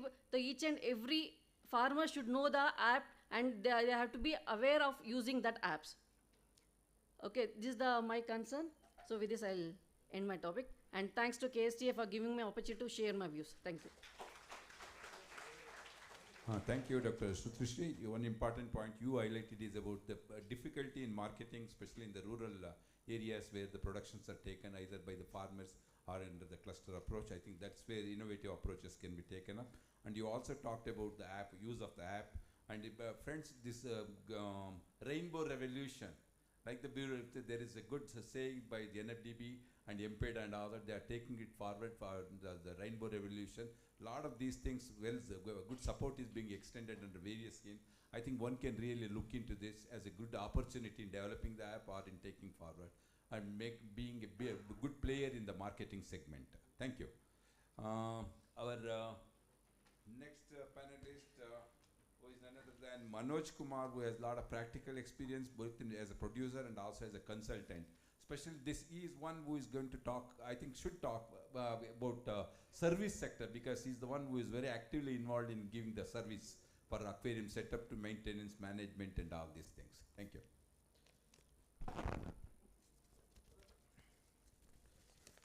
So ಎಲ್ಲರಿಗೂ ನಮಸ್ಕಾರ. ಎಲ್ಲ ಇಲ್ಲಿ ಇರೋ panel members ಎಲ್ಲ ಮತ್ತು KSTA ಅವರು ಏನೋ opportunity ಕೊಟ್ಟಿದ್ದಾರೆ, ಅದೆಲ್ಲ ನನಗೆ ಹೆಲ್ಪ್ ಆಗ್ತಿದೆ. ಏನಂದರೆ ಇವರೆಲ್ಲ ಇರಲಿಲ್ಲ ಅಂದಿದ್ರೆ, ಆ್ಯಕ್ಚುಲಿ ನಾನು ಫಿಶರಿ ಬ್ಯಾಕ್ಗ್ರೌಂಡಿಂದ ಬಂದಿಲ್ಲ. ಸೊ ಇವರೆಲ್ಲ ಇಲ್ಲ ಅಂದರೆ ನಾನು ಯಾವಾಗೋ ಇದನ್ನು ಲೈನ್ನ ಬಿಟ್ಬಿಡ್ತಾಯಿದ್ದೆ. ಯಾಕಂದರೆ ನನಗೆ ಏನೂ ಗೊತ್ತಿಲ್ದಿರ ಬಂದವು ನಾನು ಹಾಬಿಸ್ಟಾಗಿ. ಸೊ ಆಮೇಲೆ ಇವ್ರದೆಲ್ಲ ಏನು ಗೈಡೆನ್ಸ್ ಕೊಟ್ಟರು, ಅದ್ರ ಮೇಲೆ ನಾನು ಈಗ ಒಂದು ಫಾರ್ಮು ಓಪನ್ ಮಾಡಿದ್ದೀನಿ. ಹೊಸದಾಗಿ ಒಂದು 2 ಇಯರ್ಸ್ ಆಗಿದೆ ಅಷ್ಟೇ, ಜಾಸ್ತಿ ಏನು ಅದರಲ್ಲಿ ಇದು ಮಾಡಿಲ್ಲ, ಇನ್ನೂ ಮಾಡ್ತಾಯಿದ್ದೀನಿ, ಇದೇ ಲೈನಲ್ಲಿ ಮಾಡ್ತಾಯಿದ್ದೀನಿ. ಸೊ ನೆಕ್ಸ್ಟ್ ಬಂದುಬಿಟ್ಟು ಏನು ಹೇಳಬೇಕಂದ್ರೆ, ಒಂದು ಸ್ವಲ್ಪ ಇವರೆಲ್ಲ ಕವರ್ ಆಗಿದೆ ಇದರಲ್ಲಿ. ಆದರೆ ನಾನು ಏನು ಹೇಳಬೇಕಂದ್ರೆ, ಒಂದು ಫಿಶ್ಶು ನೇಟಿವಿಂದ ನಾವು ತರಬೇಕಂದ್ರೆ ಅದಕ್ಕೆ ಪರ್ಟಿಕ್ಯುಲರ್ ವಾಟರ್ ಪ್ಯಾರಾಮೀಟರ್ಸ್ ಇರುತ್ತೆ, ಅದಕ್ಕೆ ಆದ ಒಂದು ನೇಚರ್ ಹ್ಯಾಬಿಟ್ಸ್ ಎಲ್ಲ ಇರುತ್ತೆ. ಸೊ ಇದು ಒಂದು ಸೈಂಟಿಸ್ಟ್ ಎಲ್ಲ ಅದನ್ನು ಇದು ಮಾಡಿ ರೆಫರೆನ್ಸ್ ಆಗಿ ಪೇಟೆಂಟ್ ತೊಗೊಂಡು ಎಲ್ಲ ಬಂದು ನಮ್ಮ ಬೆಂಗಳೂರು ಗಂಟ ಬಂದ್ಬಿಡುತ್ತೆ. ಆದರೆ ನಾನು ಈ ವಿಷಯನ ಏನಕ್ಕೆ ಹೇಳ್ತಾ ಇದ್ದೀನಿ ಅಂದರೆ, ಒಂದು ಅಂಗಡಿಗೆ ಹೋದರೆ ಒಂದೇ ಸೋರ್ಸ್ ಇರುತ್ತೆ, ವಾಟರ್ ಸೋರ್ಸ್. ಅದು ಬೋರ್ವೆಲ್ ಸೋರ್ಸ್ ಇರ್ಬೋದು, ಇಲ್ಲ ಕಾವೇರಿ ಸೋರ್ಸ್ ಇರ್ಬೋದು, ಇಲ್ಲ ಅಂದರೆ ಇನ್ನೊಂದು ಸೋರ್ಸ್ ಇರ್ಬೋದು. ರಿವರ್ದು ವಾಟರ್ ಅಂತೂ ಇರೋದೇ ಇಲ್ಲ. ಸೊ ಟೆಟ್ರಾಸ್ ವೆರೈಟೀಸ್ಗೆ ಸಾಫ್ಟ್ ವಾಟರ್ ಬೇಕು, ಚಿಕ್ಲೆಟ್ಸ್ಗೆ ಹಾರ್ಡ್ ವಾಟರ್ ಬೇಕು. ಸೊ ಪರ್ಟಿಕ್ಯುಲರ್ ಫಿಶ್ಗೆ ಡಿಸ್ಕಸ್ಸು ಈ ಥರ ಎಲ್ಲ ತೊಗೊಂಡಾಗ ಒಂದೊಂದು ಪ್ಯಾರಾಮೀಟರ್ಸ್ ಇರುತ್ತೆ. ಸೊ ಅವ್ರು ಹೆಂಗೆ ಆಪ್ರೇಟ್ ಮಾಡ್ತಾರೆ ಅಂದರೆ, ಅದೇ ಸೋರ್ಸಲ್ಲಿ ಎಲ್ಲ ಫಿಶು ಇಟ್ಟಿರ್ತಾರೆ, ಅವ್ರಿಗೆಲ್ಲ ಫಿಶು ಒಂದೇ. ಇದು ಏನಂದರೆ ರಾಂಗ್ ಪ್ರಾಕ್ಟೀಸ್ ಅಷ್ಟೇ ನಾನು ಹೇಳೋಕ್ಕಾಗೋದು. ಯಾಕಂದ್ರೆ ತುಂಬ ವಿಷಯ ಇದೆ, ಟೈಮ್ ಇಲ್ಲ, ಅದಕ್ಕೆ ಹಿಂಗೆ ಹೇಳ್ತಾಯಿದ್ದೀನಿ. ಸೊ ಇದರಿಂದನೇ ಸ್ಟಾರ್ಟ್ ಆಗಿಬಿಡುತ್ತೆ ಫಸ್ಟು ಪ್ರಾಬ್ಲಮ್. ಫಿಶು ಮನೆಗೆ ತೊಗೊಂಡೋದ್ಮೇಲೆ ಹಾಬೀಸ್ಟ್ ಯಾರು ತೊಗೊಂಡೋಗ್ತಾರೆ, ಮನೆಗೆ ತೊಗೊಂಡೋಗ್ತಾರೋ ಹೊಸಬ್ರು ಹಳಬ್ರು ಯಾರಿಗೋ, ಅವ್ರು ತೊಗೊಂಡು ಹೋದ್ಮೇಲೆ ಅವ್ರ ಮನೇಲಿ ಏನಿದೆ ನೀರು ಅದರಲ್ಲೇ. ಈಗ RO ಸಿಸ್ಟಮ್ ಎಲ್ಲರ ಮನೇಲೂ ಇದೆ, ಕುಡಿಯೋಕ್ಕೆ ಯೂಸ್ ಮಾಡ್ತೀವಿ, ಅದನ್ನು ಯೂಸ್ ಮಾಡಿದೆ ಸಾಫ್ಟ್ ವಾಟರ್ ಆಗೋಯ್ತು. ಅದು ಆ ನಾಲೆಜು ಅವ್ರಿಗೆ ಬರ್ತಾಯಿಲ್ಲ. ಅಲ್ಲೇನೋ ಮೀನು ಸತ್ತೋಗ್ತಿದೆ. ಹಾಬಿ ಇದೆ, ಮೀನು ಸತ್ತೋಗ್ತಿದೆ. ಯಾಕೆ ಸತ್ತೋಗ್ತಿದೆ? ಮೆಡಿಸನ್ ಹಾಕಿ, ಅದು ಹಾಕಿ ಇದು ಹಾಕಿ ಅಂತ. ಫಸ್ಟು ಪ್ರೈಮರಿ ಲೆವೆಲಲ್ಲಿ ಈ ಪ್ರಾಬ್ಲಮ್ ನಡೀತದೆ. ಸೊ ಆ ಒಂದು ನಾಲೆಜು ಅಂಗಡಿಯವ್ರಿಗಾಗಲಿ ಹೋಲ್ಸೇಲರ್ಸ್ಗೆ ಯಾರಿಗಾಗಲಿ ಅವ್ರಿಗೆ ಇರಬೇಕಾಯ್ತು ಅಂತ ನನ್ನ ಒಂದು ವ್ಯೂ ಆಫ್ ಪಾಯಿಂಟ್. ಸೆಕೆಂಡ್ ಬಂದ್ಬಿಟ್ಟು ಇದು ಸರ್ವಿಸ್ ಪಾಯಿಂಟ್ ಕೇಳಿದ್ರು. ಸರ್ವಿಸ್ ಪಾಯಿಂಟಲ್ಲಿ ಏನಂದರೆ, ನಾವೊಂದು ಫಾರ್ ಎಕ್ಸಾಂಪಲ್ ಒಂದು TV ತೊಗೊಂಡು ಮನೆಗೆ, ಅದರಲ್ಲಿ ಸಿಗ್ನಲ್ ಬರ್ತಾಯಿದೆ, ಕರೆಕ್ಟಾಗಿ ಫಿಲಮ್ ಬರ್ತಿದೆ, ನಮ್ಗೆ ಬೇಕಾಗಿರೋ ಪ್ರೋಗ್ರಾಮ್ ಬರ್ತಿದೆ, TV ಇಟ್ಕೊತೀವಿ. ನಾವು TVನಲ್ಲಿ ಆ ಪ್ರೋಗ್ರಾಮ್ ಬರ್ತಾಯಿಲ್ಲ, TV ಕೆಟ್ಟೋಗ್ತಿದೆ, ಅದನ್ನು ಯಾರೂ ಅಟೆಂಡ್ ಮಾಡ್ತಾಯಿಲ್ಲ ಅಂದರೆ TV ಎತ್ತಿ ಮೂಲೆ ಇಡ್ತೀವಿ. ಅದೇ ಥರ ಅಕ್ವೇರಿಯಮ್ಸು ಮೂಲೆಗೆ ಹೋಗ್ತಿದೆ. ಯಾಕೆ? ಯಾರೂ ಅಡ್ರೆಸ್ ಮಾಡ್ತಾಯಿಲ್ಲ, ಸರ್ವಿಸ್ ಮಾಡ್ತಾಯಿಲ್ಲ. ತೊಗೊಂಬಂದು ಇಟ್ಕೊತಾರೆ, 4 ಲಕ್ಷ ರೂಪಾಯಿ ಕೊಟ್ಟು ಪ್ಲಾಂಟೆಡ್ ಟ್ಯಾಂಕ್ ಮಾಡಿಸಿರೋರು ಇದ್ದಾರೆ. ಅದು ಅದ್ರದ್ದು ಸೈಕಲ್ ಏನಿದೆ ಅದನ್ನು ಅವರು ಮಾಡೋದಿಲ್ಲ. 4 ಲಕ್ಷ ರೂಪಾಯಿ ತೊಗೊಂಬಂದು ಮನೆಗೆ ಇಟ್ಬಿಟ್ಟು 1 ತಿಂಗಳು 2 ತಿಂಗಳು ಇರುತ್ತೆ, ಪ್ಲ್ಯಾಂಟ್ ಸಾಯಕ್ಕೆ ಸ್ಟಾರ್ಟ್ ಆಗುತ್ತೆ. ಮತ್ತೆ ಫೋನ್ ಮಾಡಿದೆ, ಫೋನ್ ಪಿಕ್ ಮಾಡೋದಿರ ಅಂಥ ಪರಿಸ್ಥಿತಿಗೆ ಹಾಬಿ ಇದೋಗ್ತದೆ. ಮೆರೈನು ಅಷ್ಟೇ. ಮೆರೈನ್ ಎಷ್ಟೇ ಗೌರ್ಮೆಂಟು ಬ್ಯಾನ್ ಮಾಡಿದ್ರೂ ಮೆರೈನ್ಗೆ ತುಂಬ ಬೇಡಿಕೆ ಇದೆ, ಬಟ್ ಮಾಡೋರಿಲ್ಲ. ಸೊ ಇಲ್ಲಿ ನಿಮಗೆ ತುಂಬ ಆಪರ್ಚುನಿಟೀಸ್ ಇದೆ ಅಂತ ಹೇಳಕ್ಕೆ ಬರ್ತಾಯಿದ್ದೀನಿ. ಈ ಥರ ಏನು ಮೆಸೇಜ್ ಸಿಗ್ತಾಯಿಲ್ಲ ಅವ್ರಿಗೆ. ನಾನು ಇಟ್ಟಿದ್ದೀನಿ, ಯಾರನ್ನು ಕಾಂಟ್ಯಾಕ್ಟ್ ಮಾಡಬೇಕು? ಶಾಕ್ ಪೀಪರ್ ಕಾಂಟ್ಯಾಕ್ಟ್ ಮಾಡ್ತೀನಿ, ಯಾರು ಕೊಟ್ಟಿದ್ದಾರೋ ಅವ್ರಿಗೆ ಮಾಡ್ತೀನಿ. ಅದಾದಮೇಲೆ ನೆಕ್ಸ್ಟ್ ಆಪ್ಷನ್ ಸಿಗ್ತಾಯಿಲ್ಲ ಅವ್ರಿಗೆ, ಯಾರಿಗೆ? ಕಸ್ಟಮರ್ಗೆ. ಸೊ ಇದು ಒಂದು ಅಡ್ರೆಸ್ ಆಗಬೇಕು. ಇಲ್ಲಿ ಬಿಸ್ನೆಸ್ಸು ಎಲ್ಲಿ ಏಟ್ ಬೀಳ್ತಾಯಿದೆ, ಜನಗಳಿಗೆ ದುಡ್ಡು ಹಾಕಿ ವೇಸ್ಟ್ ಆಗ್ತಾ ಇರೋದು ಎಲ್ಲಿ ಅಂತ ಒಂದು ಇನ್ಫಾರ್ಮೇಷನ್ ಕೊಡಬೇಕಂತ ನಾನು ಇಷ್ಟಪಡ್ತೀನಿ. ಬಿಸ್ನೆಸ್ಸು ನಡೀತಾ ಇದೆ. ನಾವು ಯಾರು ಇಂಟರ್ಫಿಯರ್ ಆಗಿ ನಾಳೆ ಆರ್ನಮೆಂಟಲ್ ಫಿಶಸಲ್ಲಿ ನಾನು ಏನು ಪಾಯಿಂಟ್ ಹೇಳಬೇಕು ಅಂತಿದ್ದೀನಿ ಅಂದರೆ, ನಾವು ಇದೆಲ್ಲ ಏನು ಚೇಂಜಸ್ ಮಾಡಿಲ್ಲ ಅಂದರೂ ನಡೀತದೆ, ಮುಂದೆನೂ ಹೋಗುತ್ತೆ. ಬಟ್ ಪ್ರಾಪರ್ ಪ್ರಾಕ್ಟೀಸಲ್ಲಿ ನಡೆಯುತ್ತಾ ಇಲ್ಲ, ಅದು ಪಾಯಿಂಟು. ಪ್ರಾಪರ್ ಪ್ರಾಕ್ಟೀಸ್ ಅಂದರೆ ಏನಂದರೆ, ಮೀನು ಕಲ್ಕತ್ತಾಯಿಂದ ಬರುತ್ತೆ, ಎಲ್ಲಿಂದ ಬರುತ್ತೆ ಎಲ್ಲ ಅದೆಲ್ಲ ಎಕ್ಸ್ಪ್ಲೇನ್ ಮಾಡೋ ನೆಸೆಸಿಟಿ ಇಲ್ಲ ಅನಿಸುತ್ತೆ. ಇದೆ ಎಲ್ಲ ಹೇಳಿದ್ದಾರೆ. ಒಂದು 30 ರೂಪಾಯಿ ಮೀನಿಂದ 1000 ರೂಪಾಯಿ ಮೀನು ಇಟ್ರು ನಾವೊಂದು ಅಕ್ವೇರಿಯಂ ತೊಗೊಬೇಕಂದ್ರೆ 15,000 20,000 4,000 ಸ್ಟಾರ್ಟ್ ಆಗುತ್ತೆ. ಬಟ್ ಫಿಶ್ಶು ರೇಟ್ ಬಗ್ಗೆ ಮಾತಾಡ್ತಾ ಇಲ್ಲ. ಇಷ್ಟೆಲ್ಲ ಇನ್ವೆಸ್ಟ್ಮೆಂಟ್ ಮಾಡಿ ಫಿಶ್ ಏನಾಗ್ತಿದೆ, ದೂರದಿಂದ ಬರ್ತಾಯಿದೆ, ಹ್ಯಾಂಡ್ಲಿಂಗ್ ಆಗ್ತಿದೆ, ಟ್ರಾನ್ಸ್ಪೋರ್ಟ್ ಆಗ್ತಿದೆ. ಇದರಿಂದ ಏನಾಗುತ್ತೆ, ಫಿಶ್ಶು ಸ್ಟ್ರೆಸ್ ಆಗ್ತಿದೆ. ಇಲ್ಲೇ ನಾವು ಪ್ರೊಡ್ಯೂಸ್ ಮಾಡಿ ನಾವು ಇಲ್ಲೇ ಕೊಟ್ಟಾಗ ಫಿಶ್ಶು ಹ್ಯಾಂಡ್ಲಿಂಗ್ ಕಮ್ಮಿ ಆಗುತ್ತೆ, ಸ್ಟ್ರೆಸ್ ಕಮ್ಮಿ ಆಗುತ್ತೆ, ವೆರೈಟೀಸು ಬರುತ್ತೆ, ಸಿಗುತ್ತೆ. ಈಗ ಇನ್ನೊಂದು ವಿಷಯ ಏನು ಹೇಳ್ಬೇಕಂದ್ರೆ, ಕಲ್ಕತ್ತಾದಲ್ಲಿ ಬ್ರೀಡಿಂಗ್ ಬಗ್ಗೆ ಒಂದು ವಿಷಯ ಹೇಳ್ಬೇಕಂತೀನಿ. ರೈನ್ಬೋ ಶಾರ್ಕ್ ಮತ್ತು ಸಿಲ್ವರ್ ಶಾರ್ಕ್, ಬಾಲಾ ಶಾರ್ಕ್ ಅಂತಲೂ ಅಂತಾರೆ, ಆಯಿತಾ. ಫಂಗೇಶಿಯಸ್ ಆಂಧ್ರದಲ್ಲಿ, ಆಯಿತಾ. ಇನ್ನು ಏಂಜಲ್ಸು, ಟೆಟ್ರಾಸು ಈ ಕಡೆ ಈ ಥರ ಸ್ಪೆಸಿಫಿಕ್ ಮಾಡ್ಕೊಂಡಿದ್ದಾರಲ್ಲ, ಚೈನೀಸ್ ಹ್ಯಾಚರಿ ಮಾಡ್ಕೊಂಡಿದ್ದಾರೆ, ಚಿಕ್ಕ ಚೈನೀಸ್ ಹ್ಯಾಚರಿ ಮಾಡ್ಕೊಂಡಿದ್ದಾರೆ. ರೈನ್ಬೋಸ್ ಬ್ರೀಡ್ ಮಾಡ್ತಾರೆ. ಅವ್ರು ಕೊಟ್ರೇ ಬೆಂಗಳೂರು ಗಂಟ ರೈನ್ಬೋಸ್ ಬರುತ್ತೆ, ಇಲ್ಲಾಂದರೆ ಬರೋದಿಲ್ಲ. ಚೆನ್ನೈಲಿ ಮಾಡೋದಿಲ್ಲ ಅಥವಾ. ಸೊ ಅವ್ರವರು ಡಿವಿಷನ್ ಮಾಡ್ಕೊಂಡಿದ್ದಾರೆ. ಈಗ ಡ್ಯಾನಿಸೋನಿ ಎಲ್ಲರಿಗೂ ಗೊತ್ತಿರೋದೆ, ಕೇರಳದು. ಸೊ ಅದರದ್ದು ಸೀಫಾ ಇದರಲ್ಲೆಲ್ಲ ಇದೆ. ಸೊ ನೀವು ಅದನ್ನು ತೊಗೊಂಡು ಬ್ರೀಡಿಂಗ್ ಮಾಡಿದ್ರೂ ಮೀನು ಇಲ್ಲಿ ಸಿಗುತ್ತೆ, ಅದು ಒಂದು ಆಪರ್ಚುನಿಟಿ. ಫುಡ್ಡು ಟಯೋ ಅಂಗಡಿಯವನು ಏನು ಕೊಡ್ತಾನೆ, ಟಯೋ ಬೇರೆ ಬೇರೆ ಇದೆ. ಹಿಕಾರಿ ಇದೆ, ಹೈ ಎಂಡಲ್ಲಿ ಟೆಟ್ರಾಬೈಟ್ಸ್ ಇದೆ. ಟೆಟ್ರಾಸ್ಗೆ ಟೆಟ್ರಾಬೈಟ್ಸ್ ಹಾಕಿದ್ರೆ ಸರ್ವೈವಲ್ ರೇಟ್ ಚೆನ್ನಾಗಿರುತ್ತೆ, ಅದಕ್ಕೂ ಟಯೋ ಕೊಡ್ತಾನೆ. ಟಯೋ ಬ್ರ್ಯಾಂಡ್ನ ಇನ್ನೂ ಯಾರು ಓವರ್ಟೇಕ್ ಮಾಡೋಕ್ಕಾಗಿಲ್ಲ. ಟಯೋ ಯಾವಾಗಿಂದ ನೋಡ್ತಾ ಇದ್ದೀವಿ ಅಲ್ಲ, ಇರಲಿ, ಅದು ಅದ್ರ ಬಗ್ಗೆ ನಾನು ಹೇಳ್ತಾ ಇಲ್ಲ. ಹೊಸ ಬ್ರ್ಯಾಂಡ್ಸ್ ಬಂದಿಲ್ಲ, ಮತ್ತು ತಿರ್ಗಾ wrong practice. So fish food ಅದು ಕಾರ್ನಿವರ್ಸ್ ಇದೆ, ಇದಿದೆ, ಅದಿದೆ, ಅದ್ರ ತಕ್ಕನಾಗಿ ನಾವು ಊಟ ಕೊಡ್ತಾಯಿಲ್ಲ ಅನ್ನೋದು ನನ್ನ ಪಾಯಿಂಟು. ಇದೇ ಅಲ್ಲ, ಗೈಡೆನ್ಸ್ ಇಲ್ಲ.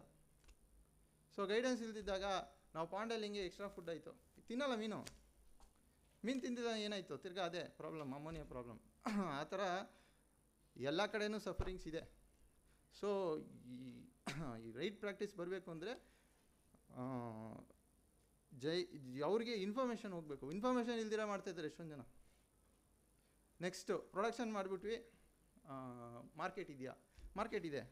ಹಿಂಗೆ ಹೂವು ಮಾರ್ಕೆಟ್ ನಾವು ಬೆಳಗಿನ ಜಾವ ಹೋದರೆ 4 ಗಂಟೆಗೆ ಸ್ಟಾರ್ಟಾಗಿ 10 ಗಂಟೆಗೆ ಕ್ಲೋಸ್ ಆಗುತ್ತೆ.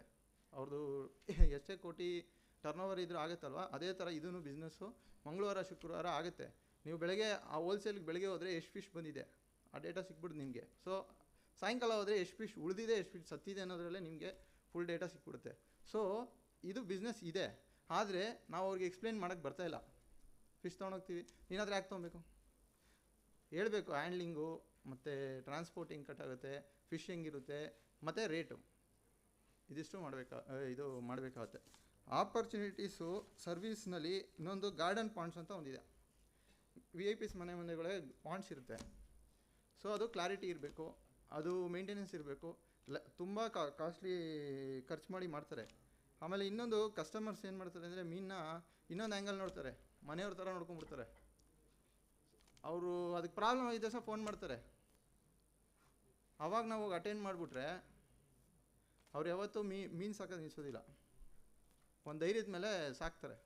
ಸೊ ಅಟೆಂಡ್ ಮಾಡೋದಕ್ಕೆ ಗೌರ್ಮೆಂಟ್ ಕಡೆಯಿಂದ ಏನೂ ಇದಿಲ್ಲ, ಅದು ಬರಬೇಕು. ಅದಕ್ಕೆ ಆಕ್ವಾವನ್ನು ಅದು ಇದು ಏನೇನೋ ಸ್ಕೀಮ್ ಇದೆ, ಯಾರೂ ತೊಗೊತಾ ಇಲ್ಲ, ದಯವಿಟ್ಟು ತೊಗೊಬೇಕಂತ ನಾನು ಕೇಳ್ಕೊತೀನಿ.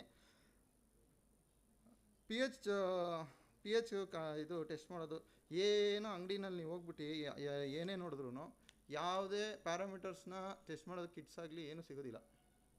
ಅವ್ರು ಇಟ್ಟಿರೋದಿಲ್ಲ, ಯಾರೋ ಒಬ್ಬೊಬ್ರು ಇರ್ತಿರ್ತಾರೆ, ತುಂಬ ದೊಡ್ಡ ಅಂಗಡಿಯವರು. ಸೊ ಇದೆಲ್ಲ ನಾಲೆಜ್ ಅವ್ರಿಗೆ ಕೊಟ್ಟು ರೈಟ್ ಇದರಲ್ಲಿ ಹೋದರೆ ಬಿಸ್ನೆಸ್ ಇನ್ನೂ ಬೆಳೆಯುತ್ತೆ. ಯಾಕಂದರೆ ಇಲ್ಲಿ ಅಪಾರ್ಟ್ಮೆಂಟ್ಸ್ ಜಾಸ್ತಿ, ಯಾವುದು ಬೇರೆ ಪ್ರಾಣಿಗಳ್ನ ಬೇರೆ ಪೆಟ್ಸ್ನ ಸಾಕೋದಕ್ಕೆ ಅಲೋ ಇಲ್ಲ. ಆ ಮೀನಿಗೆ ತುಂಬ ಏನೋ ಬೇಕಾಗಿರೋಂಥ ಎನ್ವೈರ್ಮೆಂಟ್ ಅಲ್ಲಿದೆ. ಸೊ ಇದು ಮಾಡ್ತಿದ್ದಾರೆ. ತಿರ್ಗಾ ಟ್ರೈನಿಂಗ್ ಅಂದರೆ ಇವಾಗ ನೋಡಿ, ನಾನು ಈ ಥರ ಅದೇ ಟ್ರೈನಿಂಗ್ಗಳಾದ್ರೂ ನಾನು ಹೋಗ್ತೀನಿ. ಯಾಕಂದರೆ ಸುಮಾರು ವಿಷಯಗಳು ಡಿಸ್ಕಸ್ ಆಗ್ತಾ ಇರುತ್ತೆ. ಫಾರ್ಮರ್ಗೆ ಇವಾಗ ಒಂದು ಲೆಕ್ಚರ್ ಕೊಡ್ತಾ ಇರೋರಿಗೆ ಪರ್ಟಿಕ್ಯುಲರ್ ಮೇಲೆ ವರ್ಕ್ ಮಾಡ್ತಾ ಇರ್ತಾರೆ. ಒಂದು ಮೈಕ್ರೋ ಬ್ಯಾಕ್ಟೀರಿಯಾ ಮೇಲೆ ಒಬ್ಬರು ವರ್ಕ್ ಮಾಡ್ತಾರೆ, ಒಬ್ಬರು ಫುಡ್ ಮೇಲೆ ವರ್ಕ್ ಮಾಡ್ತಾರೆ, ಒಬ್ಬರು BSF ಲಾರ್ವಾ ಮೇಲೆ ವರ್ಕ್ ಮಾಡ್ತಾರೆ. ಅದು ಸೊ ಫಾರ್ಮರ್ಗೆ ಎಲ್ಲ ಆಸ್ಪೆಕ್ಟ್ ಫ್ರೈ, ಫಿಂಗರ್ಲಿಂಗು, ಗ್ರೋಟ್ ಪಾಂಡು, ಫುಡ್ಡು, ಪ್ಯಾರಾಮಿಟ್ಸ್ ಎಲ್ಲನೂ ಇಂಪಾರ್ಟೆಂಟ್ ಆಗುತ್ತೆ. ಅವ್ರಿಗೆ ಎಲ್ಲ ಸಿಗೋದು ಈ ಥರ ಒಂದು ಟ್ರೈನಿಂಗ್ ಆದಾಗಲೇ ಅವ್ರಿಗೊಂದು ಇನ್ಫಾರ್ಮೇಷನು ಒಂದು ಇದು ಸಿಗೋದು.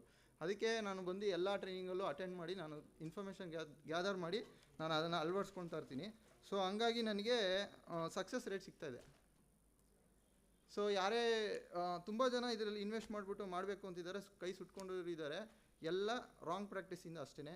ಇದು ನನ್ನ ಒಂದು ದೃಷ್ಟಿನಲ್ಲಿ ನೋಡಿದ್ರೆ ಬಿಸ್ನೆಸ್ ಇದೆ, ಮತ್ತು ಇಲ್ಲಿರೋ ಯಾರೇ ಮಾಡಿದ್ರು ನಮ್ಮ ರೈತರು ಆಗಲಿ ನೀವು ಆಗಲಿ ಮಾಡಿದ್ರೆ ಫಸ್ಟ್ ಕಷ್ಟ ಬರುತ್ತೆ. ಯಾಕಂದರೆ ಫಸ್ಟೇ ಹೇಳ್ದಂಗೆ ಅದು ಒಂದು ಬೌಂಡ್ರಿನಲ್ಲಿ ವರ್ಕ್ ಆಗ್ತಾಯಿದೆ. ಸೊ ನಾವು ಹೋಗಿ ಏನೇ ಹೇಳಿದ್ರು ಅದು ಬೇಗ ತೊಗೊಳ್ಳಲ್ಲ ಅವರು, ಯಾಕಂದ್ರೆ ನಡೀತದೆ ಅವ್ರಿಗೆ. ಮೀನ್ಸ್ ಹೊತ್ತೋದ್ರು ಪ್ರಾಫಿಟಲ್ಲಿದ್ದಾರೆ. 100 ಮೀನು ತೊಗೊಂಬಂದು 100 ಪೇರ್ ತೊಗೊಂಬಂದು ಮಿನಿಮಮ್ ಒಂದು 80 ಪೇರ್ ಮಾರಿದ್ರೆ ಆ ಅಂಗಡಿನಲ್ಲಿ ಅವ್ನು ಪ್ರಾಫಿಟಾಗಿರ್ತಾನೆ. ಅನಿಮಲ್ಲು ಪ್ರಾಫಿಟಲ್ಲೇ ಇರುತ್ತೆ. ಅವನು 30 ಪೇರ್ ಮಾರ್ಬಿಟ್ಟು 70 ಪೇರ್ ಸಾಯಿಸಿದ್ರು ಅವ್ನು ಪ್ರಾಫಿಟಲ್ಲಿದ್ದಾನೆ. ಬಿಸ್ನೆಸ್ ಇದೆಯಾ ಇಲ್ವಾ ಅಂದರೆ ಇದರಲ್ಲೇ ಅರ್ಥ ಆಗುತ್ತೆ. ಸೊ ನನ್ನ ಕನ್ಸರ್ನ್ ಇದರಲ್ಲಿ ಏನು ಹೇಳೋದು ಇನ್ಫಾರ್ಮೇಷನ್ ಅಂದರೆ, ಮೀನು ಸಾಯ್ತಾ ಇದೆ ರಾಂಗ್ ಪ್ರಾಕ್ಟೀಸಿಂದ. ಮೀನು ನಾವು ಉಳಿಸ್ಕೊಬೇಕು ಒಳ್ಳೆ ಮ್ಯಾನರಲ್ಲಿ ಅನ್ನೋದು ನನ್ನ ಉದ್ದೇಶ. Thank you, Manoj. You gave very important points from the point of a producer and also sector in the. One of the important point ತಾವು ಹೇಳಿದ್ದೇನಂತಂದ್ರೆ, ಒಂದು ಫ್ಲೋ ಆಫ್ ರೈಟ್ ಟೆಕ್ನಾಲಜೀಸ್ ಅಂತ different levels, importance of that ಅಂತೇಳಿ, that's a very good point. ಇನ್ನೊಂದು ಏನಂತಂದರೆ ಸ್ಟೇಕ್ ಹೋಲ್ಡರ್ಸ್ದು ಒಂದು ಡೈರೆಕ್ಟ್ರಿ ಬೇಕು, so that will really help in terms of communicating, networking and all that ಅಂತೇಳಿ. ಅದಲ್ಲದೆ importance of local production, specially when we are talking about inclusive growth ಅಂತ ಹೇಳ್ತಾ ಇದ್ದೀವಿ, ಸಸ್ಟೈನಬಿಲಿಟಿ ಅಂತ ಹೇಳ್ತಾ ಇದ್ದೀವಿ ಅಂತಂದರೆ, ಈ ಇನ್ಕ್ಲೂಸಿವ್ ಗ್ರೋತ್ಗೆ ಅದಕ್ಕೆಲ್ಲ ಮೋಸ್ಟ್ ಇಂಪಾರ್ಟೆಂಟ್ ಅಂದರೆ ಲೋಕಲ್ ಪ್ರೊಡಕ್ಷನ್ನು, ಲೋಕಲ್ ಮಾರ್ಕೆಟಿಂಗ್ ಇದನ್ನೆಲ್ಲ ಬರಬೇಕಾಗುತ್ತೆ. ಅದಕ್ಕೆ ಇಟ್ ಈಸ್ ವೆರಿ ಇಂಪಾರ್ಟೆಂಟ್ ಅಂತೇಳಿ. ಆಮೇಲೆ ಮೋಸ್ಟ್ ಇಂಪಾರ್ಟೆಂಟ್ ಅಂದರೆ ಆಬಿಸ್ಟ್ ಅವೇರ್ನೆಸ್ಸು. ಆಬಿಸ್ನ ನಾವು ತುಂಬ ಡಿಸ್ಟೆನ್ಸ್ಲಿ ಇಟ್ಕೊಂಡಿದ್ದೀವಿ, ಬಟ್ ಆಬಿಸ್ನ ನಾವೆಷ್ಟು ಅವೇರ್ ಮಾಡ್ತೀವಿ ಅಷ್ಟು ಒಳ್ಳೆಯದು ಸೆಕ್ಟರ್ಗೆ ಅಂತೇಳಿ. ಆ್ಯಂಡ್ ಸರ್ವಿಸ್ ಸೆಕ್ಟರ್ನಲ್ಲಿ ತುಂಬ ಆಪರ್ಚುನಿಟೀಸ್ ಇದೆ from various point of tank ಡೆವಲಪ್ಮೆಂಟಿಂದ ರೆಪ್ರೆಸೆಂಟೇಷನ್ವರೆಗೂ. Thank you. These are all some of the important points you touched upon. Thank you very much. Yeah, I think now we can open the topic for discussion. Maybe 1 or 2, 3 questions. Key questions. Yeah, please. Yeah. Somebody can give the mic. You can tell your name and then ask the question. Myself Kumaresh, and thank you for panelists for your informative and valuable insights regarding ornamental fishes. My question is, as we all know, as a hobby, ornamental fish keeping has been identified as the oldest as well as the second most popular hobby in the world, and it is next to photography. What are all the ways need to be paved in order to make it as the one of the best startups as well as the best sources of income in the macro economy of our country? Yeah. Please suggest. Manju, yes, Manju ಹೇಳ್ತೀರಾ ಇಲ್ಲ ನಾ ಹೇಳಿ. ಏನಿಲ್ಲ, depends upon how the target you have. If you have establish the industry in the 10,000, you can start from the 10,000. If you're keeping 10 tanks, you can earn the money with popularizing your marketing strategy in domestic market. Just introducing one species, you can earn a lot of money. Example, flower arm. If you keep the 10 tanks, you just grow just fattening, but just rare one month. After getting the characteristics, you can do marketing in the surrounding area. First point. Second point, if you want to develop the new variety for in particular your area and you want to establish, there's also a lot of scope for export. This is Yeah, I just to add well, you talked about opportunities for startups. Yes. Now, opportunity for startups is up to you, because you know which area you are strong at it. You can either identify the production as a target for your startup, or you can identify the marketing or a trade as a startup, or you can identify networking as a startup, or you can also identify some of the inputs which we call the accessories and the gadgets and all that. So you have to identify, that means to say, have a micro level analysis of the segment, that is both the trade and the activity that is going on in your region where you want to really establish a startup. Identify what is your strength, and depending on that, you find out what are the various opportunity. Take the help of the people who are already in the segment and its activities, with their help and support, and we call it as sort of a counseling or hand-holding support. You can definitely think of a lot of startups in this, because this is one of the new area. And I think morning also they were telling, with regard to ornamental, coming out with startups and all that, NFDB is totally in the forefront to support ornamental, seaweed and all this, because these are all the thrust areas that have been identified for entrepreneurship development. So you can definitely identify. Okay, sir. Yeah. Thank you, sir. One last question, please. Yeah. Sir ಹಂಗೆ ಇನ್ನೊಂದೆರಡು ವಿಷಯ ಹೇಳ್ಬೇಕಂತ ಸ್ಟಾರ್ಟಪ್ಪಲ್ಲಿ ಆಮೇಲೆ discuss ಮಾಡೋಣ. And the tea time we can discuss. Tea time we can discuss. Yeah, the question, Hello. please. Hello, sir. I am Anjali. I am not directly from the fisheries, but from day one, I am listening to each and every talk that's happening. And Dr. Manjappa has noted down this skill-oriented program that you have pointed out, as well as in the first talk, C.N. Ravishankar sir also pointed out that skill-based courses should be happening in the fisheries department. So I won't point out what I struggled with the skill-based courses, but I want to put it up here as too many big dignitaries are here. So what happens is we are now giving more opportunities for skill-based courses. But for example, let us suppose like we are doing a properly skill-based course. But later on what happens is, it is called as Bachelor of Vocational. So whenever we go for master's opportunity, it somehow is told that you have to have BSc in front of your course, not BVoc. So as this has been pointed out about the entrepreneurship and in ornamental fisheries and everything, skill-based courses has to be come up front. As well as what my suggestion in this area as student also will be there is that now as we come up with the skill-based course, later on I feel like whoever wants to be in the practical region of the education should be getting equal chance to do masters also. So this is the suggestion and pointers that I wanted to put in front of everyone. If the particular skill-based course is in making or is going to be one of the ideologies which is going to help youngsters be in the practical side, like how he said, like entrepreneur sides of this particular fisheries sector. Thank you. Yeah, I think my suggestions are like this. We are looking out the skill-based courses in these two manner. Number one is from the point of pursuing the profession. And another thing is pursuing your educational career. So what we are really looking at for this type of skill programs we are really talking about is to develop sort of what are called para workers. This is one area we are like, we may be having graduates in fisheries, masters in fisheries, PhDs in fisheries, or in animal sciences and things like that. But we do not have workers who can really work in the farm to take care of the water quality, or take care of the breeding, take care of other management. Where are such people? So under that scenario, since these para workers are very much lacking, we go exclusively producing such or training such sort of people who can take up the specific jobs which are required in the segment. So that is exactly what we are really looking at. So other things, the certification courses and all that, that's all their degree programs, and that's different. But here what we really meant is, like somebody specialized in want to do fabricate aquarium, we want a skill in that. So we'll have an exclusive program on that. So that is what we really meant. Okay? Thank you. People will not be allowed to take up the market. It's a policy issue. Yeah, that's true. She's asking for a big policy change. Yeah, I think, I think many people are not aware of the policy which is at present being implemented by Government of Karnataka, Government of India.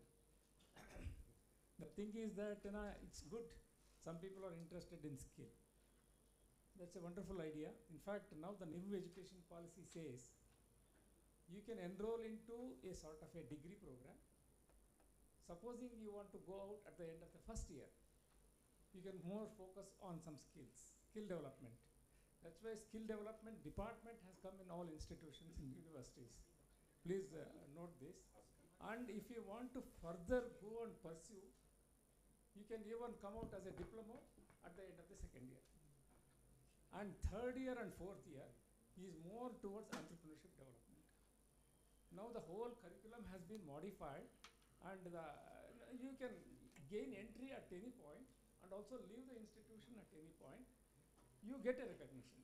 So that you should understand.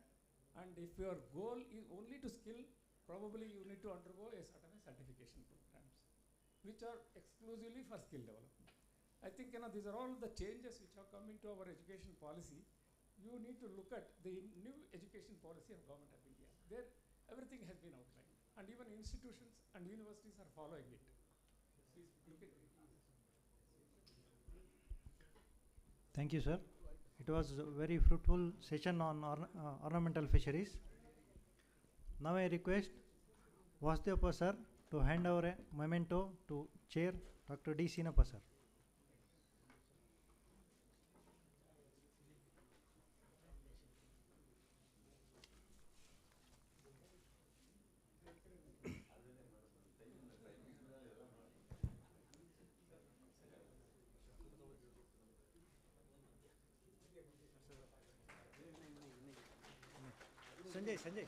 Sanjay, photo. Camera allide. Now I request to hand over a memento to co-chair N. Basavaraju sir.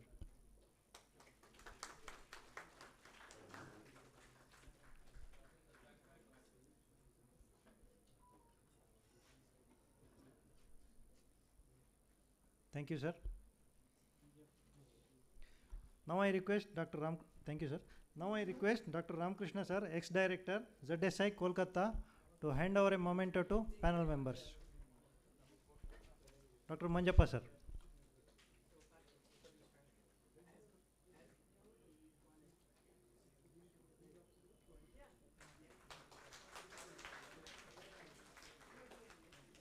Dr. C.H. Raghavendra, Technical Officer, ICAR, SIFA, Bangalore.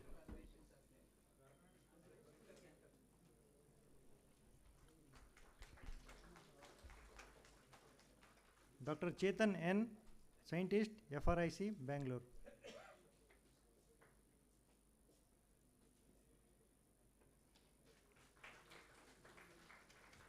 Dr. Shruti Shri C., Assistant Professor, ZAHRS, Babbur Farm, Hiriyur.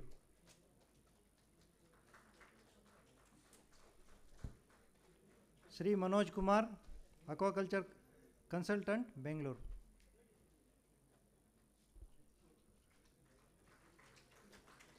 Thank you, sir. Now I request Dr. Satish Avanje to take over the next session. Now I request Prabhudeva sir to give a memento to our coordinator, Dr. Harsha.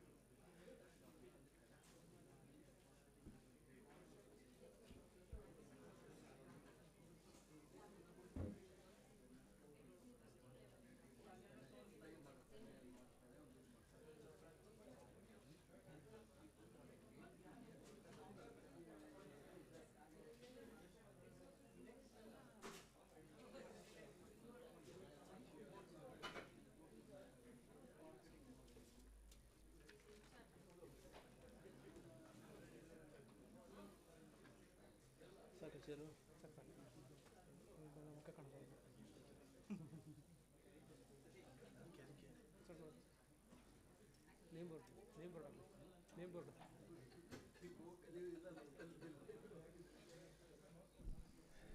evening. I am Dr. Satisha, Senior Scientist in ICR CIFA Regional Research Center in Bangalore. It's located in Hesarghatta. So today we are series of panel discussions we are having, and we are moving into the last leg of this panel discussion. So I hope all are enjoying the scientific discussions being started at around roughly 10:30 or so. So now I call upon our chair, my beloved professor, Dr. M.N. Venugopal. So it is my pleasure. I know. Just. So sir has made a small request to me, but yeah, though the request is small, but it's not cannot be valued as small. So a brief introduction about my professor. So he is a former dean in College of Fisheries, Mangalore, and he was a HOD as well in the microbiology division. So he has more than 32 years of professional experience as a professor, and he has guided 6 PhD students and 18 master students, and he has more than 100 publications, that is international peer-reviewed journals, and also several books. So he has got several awards, among them Pillai Aquaculture Award in 2008 for his teamwork, then Research Incentive Award for by the university, KVFSU, that's multiple times.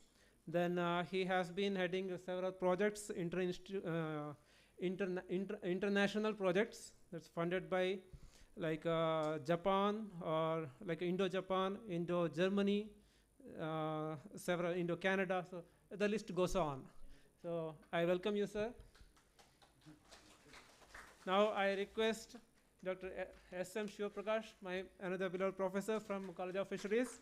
He is a former director of extension of KVFSU. He has more than 36 years of experience, and I think everyone knows him. He is more of like artist professor. So, sir, welcome you, sir. Now today this session is like future trends in fisheries. Like yesterday, Dr. P.K. Sahu, director ICR-CIFA, has told how the College of Fisheries has helped him to to learn about fisheries, and like how the past people have learned fisheries from the fisheries people. Now how we have to continue that one to make it a better place. So for that, today's panel members, Dr. Shivkumar Magadha, former Dean and Professor, College of Fisheries, Mangalore. Then Mr. M.R. Ramesh, he is an international consultant. Then I request Dr. Mohan Kumar. He is a professor, Stem Cell Research Unit in Nittei University. Then I also request Dr. Anirban Chakravarti. He is director in Nittei University. Also, Dr. Mridula, she is professor and head in Department of FRM in College of Fisheries, Bangalore. And also, my beloved senior, Dr. Purushottama GB, he is senior scientist in CMFRI in Karwar Center. So, sir, the future of fisheries. Good evening, learned seniors and colleagues and friends. Now, since morning we have been having a wonderful discussion on different topics.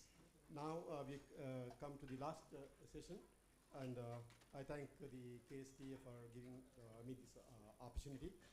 Now, this is a very important session, I personally feel, because this the title reads as Future Trends in Fisheries. Now, we have been doing the fisheries since a long time with a lot of the changes, innovations, adoption of the technologies and all that. Now, seeing the scenario, the happening, in the developments happening in India as well as elsewhere. Now it is time that if the fisheries needs to be really sustainable, and it is the income earning, and it is to be farmer friendly, there is an ample need to bring in new thoughts, new the innovations to overcome the challenges what we have been facing so far, to make it easier and usual the farmer friendly technology and approaches. If that is the case, what kind of steps we need to take from the academics to the the development of the process technologies, and also the end users. How easy we can make for the adoption of techniques and technologies for the future of fisheries, so that it is not only this sustainable, and it's going to be useful for every stakeholder in this country. Now, for this, we have the the excellent team of the panelists with varied background. Most of them are from the academic the field of different areas of specialization. That is the real important here, and with their expertise, I'm sure, with what they will in their profession, what they the land, and what really needs to be done to take it forward, and from where how we need to adapt such technologies if you have to develop. For all that, we have the excellent members, both from the academics and from the industry. Now, I request as per the list, and since we are running short of time, because all are fisheries-related people, I don't think we need to have too much of explanation on each and every point, and you can be very brief, and maybe take each one of you not more than 4 to 5 minutes, and give your the ideas and opinions, so that we can take it forward. Now I call upon Dr. Shivkumar Magadha to start with, and to put forth his points. Thank you. And one second. I also request my co-chair to just say a few words. I'll just take 30 seconds. We all feel and we know that fish is going to be the savior of mankind in future. Being the future trend in fisheries, the topic on which we are going to deliberate here, we have the eminent panelists here. All that I would like to say is in the form of one of my fisheries poems, 4 lines. The savior of fish, the savior of mankind. Maximize your imagination to realize what may be world's population after hundreds of generations. Think of the future life situation and shudder to imagine teeming billions hunger and malnutrition. With shrinking fertile land and its destruction, making way for large-scale urbanization, can agriculture alone meet the future challenge of food production? Food technologists are of the opinion that fish is the ultimate solution to save mankind from starvation. If only we prevent environmental degradation, conserve existing fish population, and sustain global aquaculture production. Thank you. Thank you, my co-chair. I think for the theme of the conference, I think it's apt, this poem is rendered. Thank you. Friends, respected chair and co-chair and my dear colleagues, my dear young friends, if you're young, if you think you're young, sit straight. Sit straight. Your earlobe should be right on your shoulders, sharp eyes and right chest. That is the symbol of youthfulness. Sit straight. Emotions, knowledge and information and dream will not take you anywhere. You should know how to translate knowledge into reality. This is a vast country. India is doing well in terms of many of the crops, but I'm not happy because we are producing plenty of rice, but we in productivity we stand 57th position. Coffee, 7th position, though we're second largest coffee producer. So to shift from productivity production to productivity, we want more youngsters, more ingenuity, more knowledge should flow into the field. But unfortunately, our information, knowledge, whatever we are disseminating in the classrooms, our students are not in a position to face the challenges we are facing. So that's why our country has set a target of achieving 22 million tons by 2025. But to achieve 17.54 million tons, whatever we are producing now, we have taken 65 years. Within 1 year, we have to reach there. So now my first point to the chair is, we need to update all the data. Country is dealing with wrong data. With wrong data, we cannot come out with right strategy.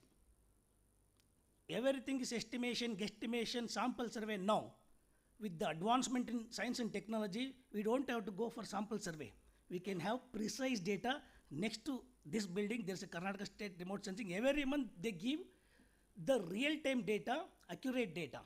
So we need to digitize all aquatic resources of this country, fit into 40-kilometer grid, and whenever we want suppose if you want the Doddaballapura lake, water bodies in Doddaballapura Taluk, at any given point of time, we should be able to retrieve the data of different water category so that we can plan the seed requirement, production potential, all that.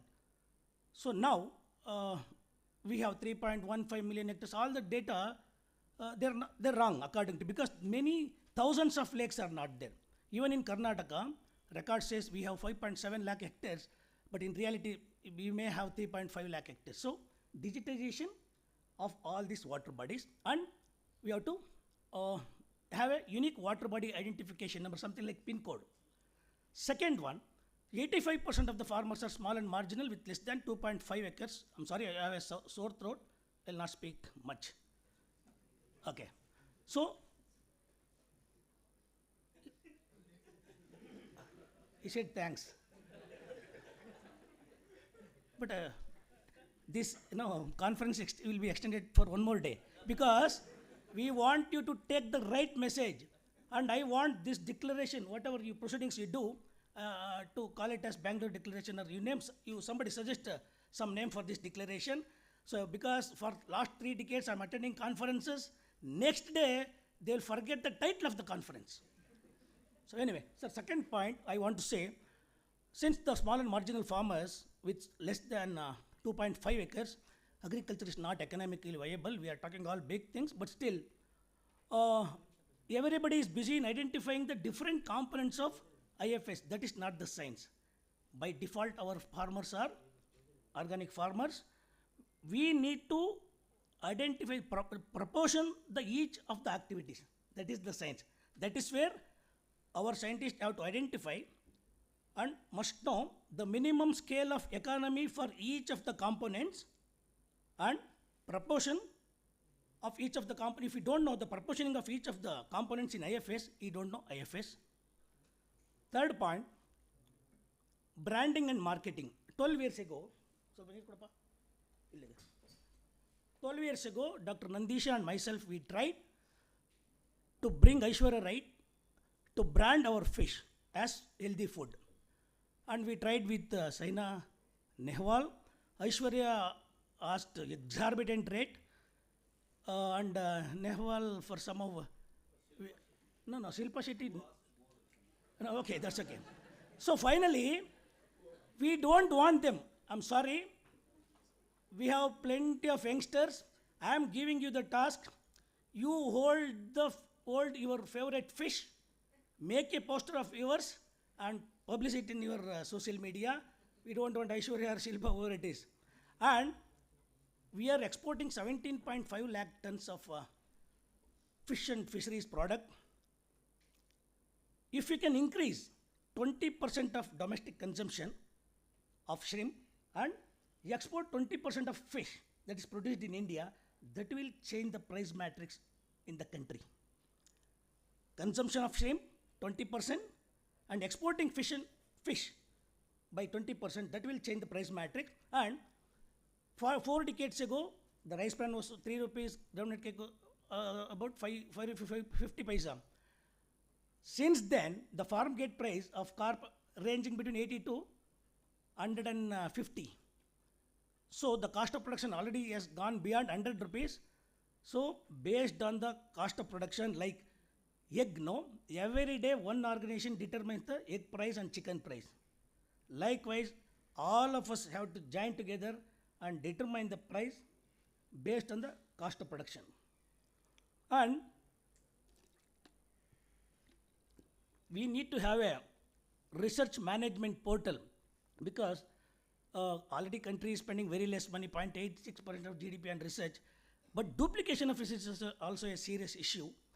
So we should have a research portal, interactive board, where somebody wants to work on Common Core from Kolkata or anywhere in the country, all of them have to join together and work on any issue, and it should come in one portal so that we can minimize our effort.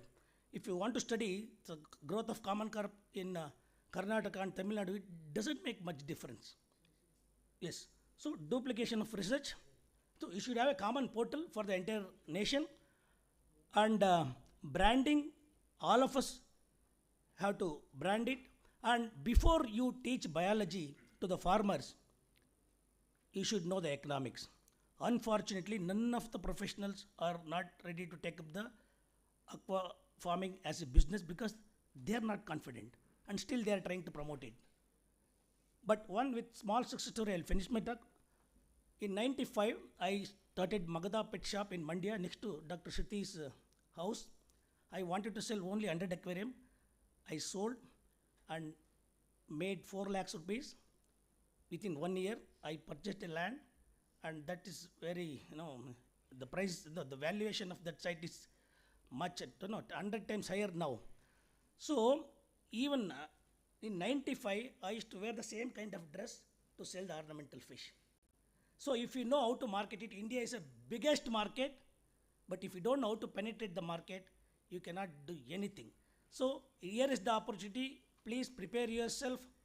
And India is the wonderful country because of the 1.42 billion people. If you cannot survive, if you cannot market it, you cannot survive anywhere. Thank you very much, sir. That's all my recommendations. Thank you. Thank you, Dr. Magadha. One small submission to all the panelists, because time being the constraint, kindly restrict to 3 or 4 or maximum 5 points. Thank you very much.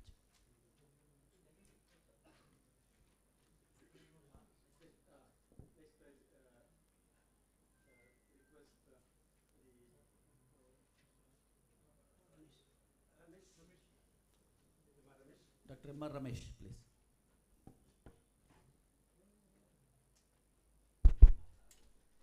Thank you.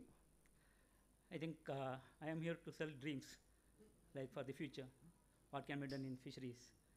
It's a very vast subject actually. Future trends in fisheries is too vast. We can speak for hours, so I have to restrict myself for 4 to 5 minutes. These buzzwords in the future will be sustainability and certification. These two things we'll be hearing a lot in the future. So we can divide like future trends for fisheries in aquaculture, what trends we can expect, or in fish marketing, or in processing technology, or value addition. Some of these things I just would like to summarize as quickly as possible.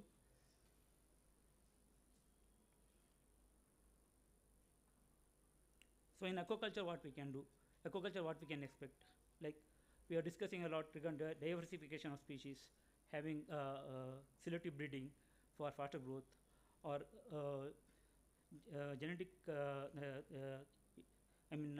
using genetic technology for the better growth and disease resistance.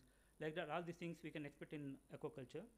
And in marketing, what we can expect, like branding of the product. Now we are selling fish. Everybody knows how fish is sold in rural markets, how it can be sold, like how we can brand. That also will be the future for the marketing. Then regarding the processing technology, some of the things like now we are like 100 years back canning was done. Then after we came up with the freezing. The other technologies like high pressure processing, that HPP, or using electric or irradiation for preservation technology. All those things can be taught. And for the marketing, I already told. And coming to the point of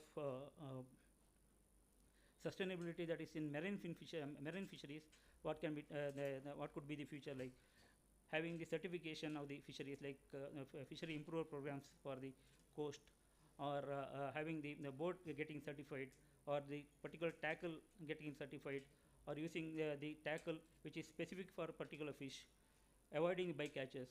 All those things can be the future. And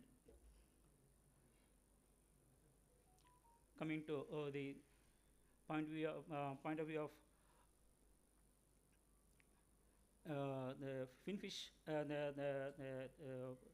finfish aquaculture, we can think about having a lot of species which will be introduced in the future, and also the offshore farming will be given much importance. Like we are still we are using only the 30% of land which is available. In that we will be doing a lot of aquaculture activities. Instead of that, we can move ourselves into the offshore activities, like in marine cages. That will be the future. Cage culture in marine the waters will be the future. And also having IMTA, that is integrated multi-trophic aquaculture. That is now we are having a polyculture. Like polyculture means we will be having polyculture of carbs, so that we will be using the effective utilization of the water column. Like that we can use have a IMTA, where we will be having different species. For example, particular fish will be species of fish will be having we will be using particular feed. Then the droplets of that will be used for seaweed culture, or the clams or the mollusks can eat on that. IMTA will be the future. And RIS, yes, RIS it is filed in present scenario in India, but RIS also could be the future when it's done properly. When you are close to the niche market, then RIS also could be the future. Then coming to the breeding technology, we have achieved a lot regarding breeding technology. The only thing where we are lacking is having the live breed, the live feed for the spawn to next to the fry and all.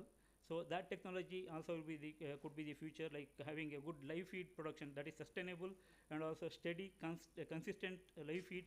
That could be the future. And coming to the other thing is like in the calves, we are having this technology of breeding calves, but always we are getting very low survival. That will be consistently we are getting around 20-25%, but it could be it can be increased up to around 70-80%, like what we are doing in the streams. But what we need to do, some RS technology we need to introduce in particular stages to have the water control, have water control. We are having Chinese water, Chinese hatcheries, but the water which we are using, it is by the gravity, or to make it very cheaper, we are doing that. But if you increase the survival, lot of things you can achieve, like you can maintain less brood stock, you can have the same number of spawn, fry, or fingerlings. But just to increase this, we need to have the good control of the water quality. RS technology could be used in Chinese hatcheries also. Like this, there are many things what we can think about the future. Maybe in 10 or 20 years, it will be the golden period for the aquaculture, fisheries, marine fisheries, everything. But everything will be running around certification. Certification, I would like to touch a little more on certification. Like for the there will be certification for different things. Like for the farming, there will be certification from ASC certificate or MSc certificate for the coast, like particular fisheries what we are following. For example, certain fisheries, it is MSc certified, you will be having a better price. If it is mackerel fisheries, if it is MSc certified, you will be getting a better price. For example, in Sri Lanka, the crab fisheries of Sri Lanka is certified by MSc. That particular product, any crab product which is sold that is having a Sri Lankan origin, it will be having a yellow mark on their packets. That means they will be getting more price for that. Indian crab product, when we are selling in any market, it will be having red. That means we didn't go through any certification. So the certification will be for the farming separate certification, for the process some separate certification, for the process we are having GRC certification. So all these certifications, and also even for marine ingredients, that means fish meal what we are using, for that also certification is there given by Marine Trust. That is given for only for the marine ingredients like fish oil, fish, the fish meal, everything, whether it is from sustainable source. Once these certified fish meal or fish oil is incorporated into the shrimp feed, then that shrimps which are grown using this particular feed, which is having certified source of ingredients, you will be getting the better price. And in the future, every customer will be aware of all these things. He will be asking like our traceability, how we are, from where this is been grown, how it is grown, all those things, questions will come. So all these things, they will be having an answer with the certification, and also having the blockchain technology, that's blockchain technology we call. Somewhat.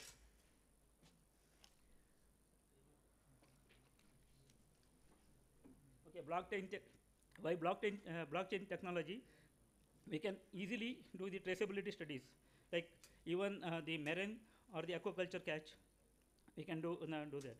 And in some of the processing industries, we are having a shortage of manpower, shortage of skilled manpower for filleting, packing, all those things. There we can go for a robotic technology, so that you can have a better process yield. That means that fish fillet, when you do, if you get in 37, 38%, you can get a better, this one. Robotic technology could be, that also could be the future. Like this, innumerous we can introduce numerous technology, whatever which is happening in other field, we can bring them to the fisheries, and we can optimize our production. At the same time, we can have a very good quality product, and also we will be able to market our product better. And the ultimate, that means the foundation, that is any fisherman or the farmer, they will be able to get the better rate. So I feel we have got very good future in coming years, and we are all part of that. I think we will be witnessing that. Thank you for giving me opportunity to speak all these things. Thanks.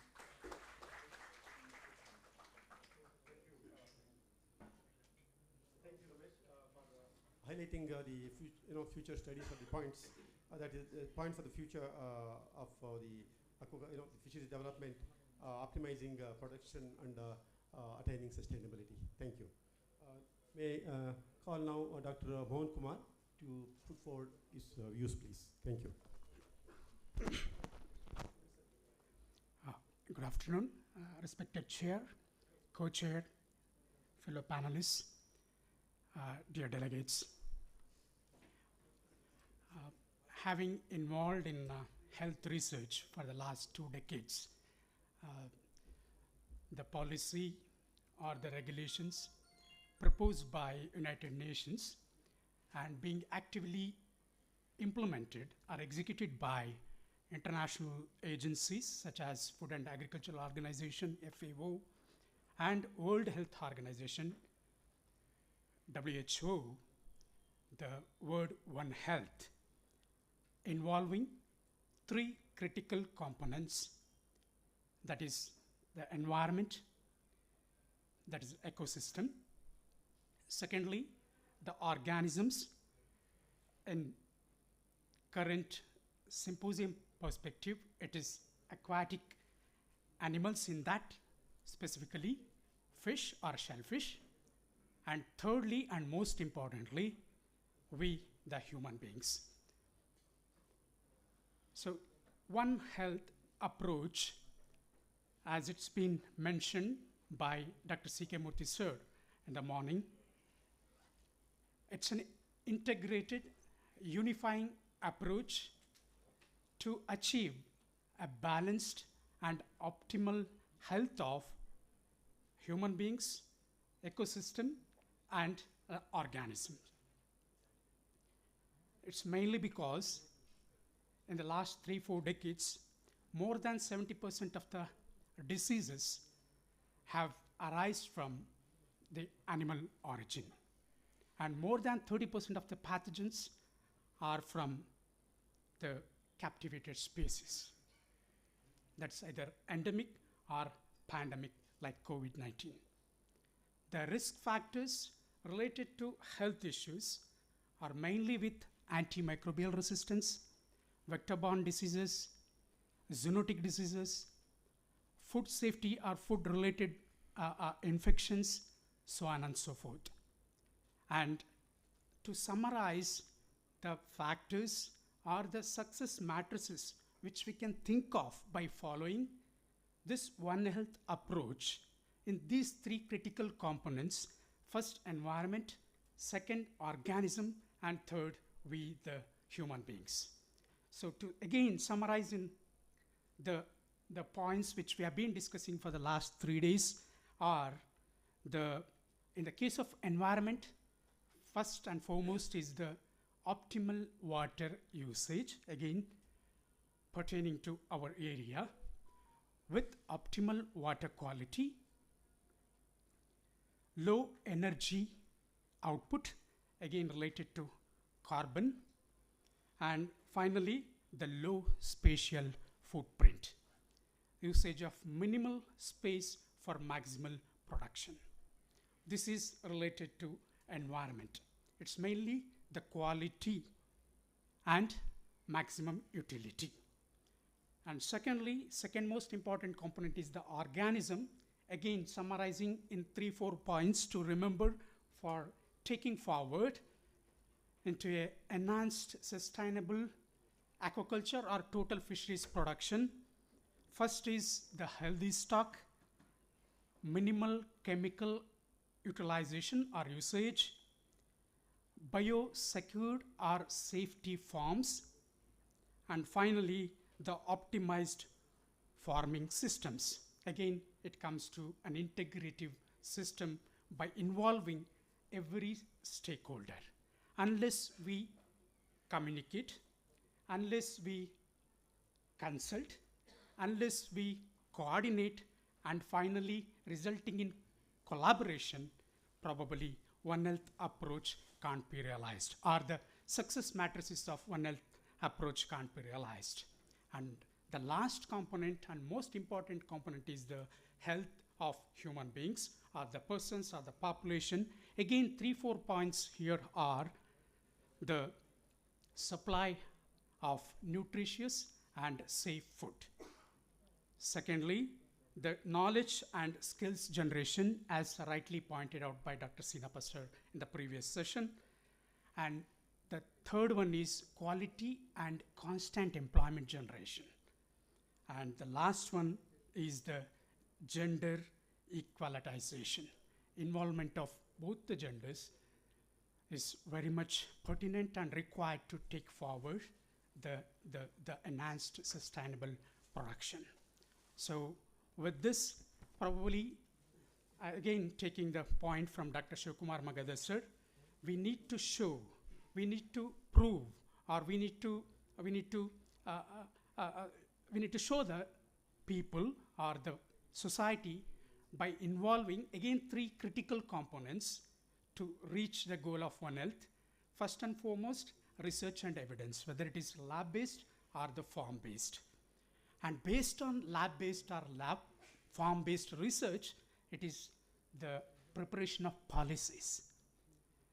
Policies not prepared by the bureaucrats or administrators sitting in ivory towers, but based on the results or the evidences which we obtained from the lab or land-based research.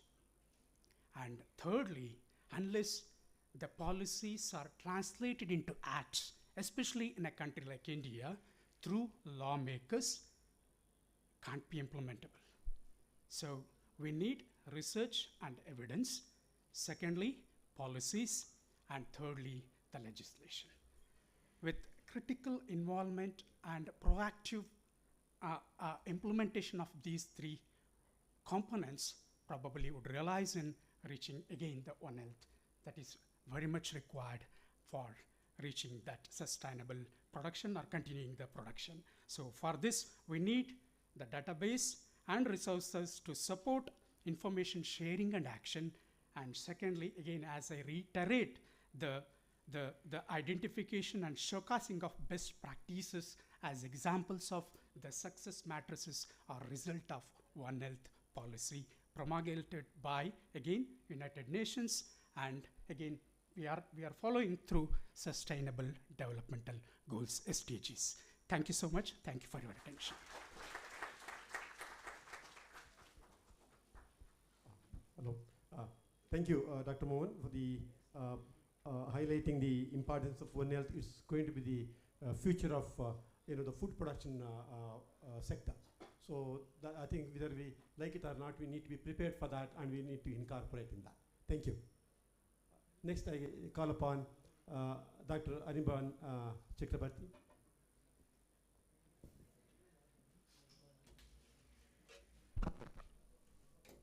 Good evening, everyone. We are deliberating on a session to talk about future of fisheries, and we have people sitting in front rows who's defined our future.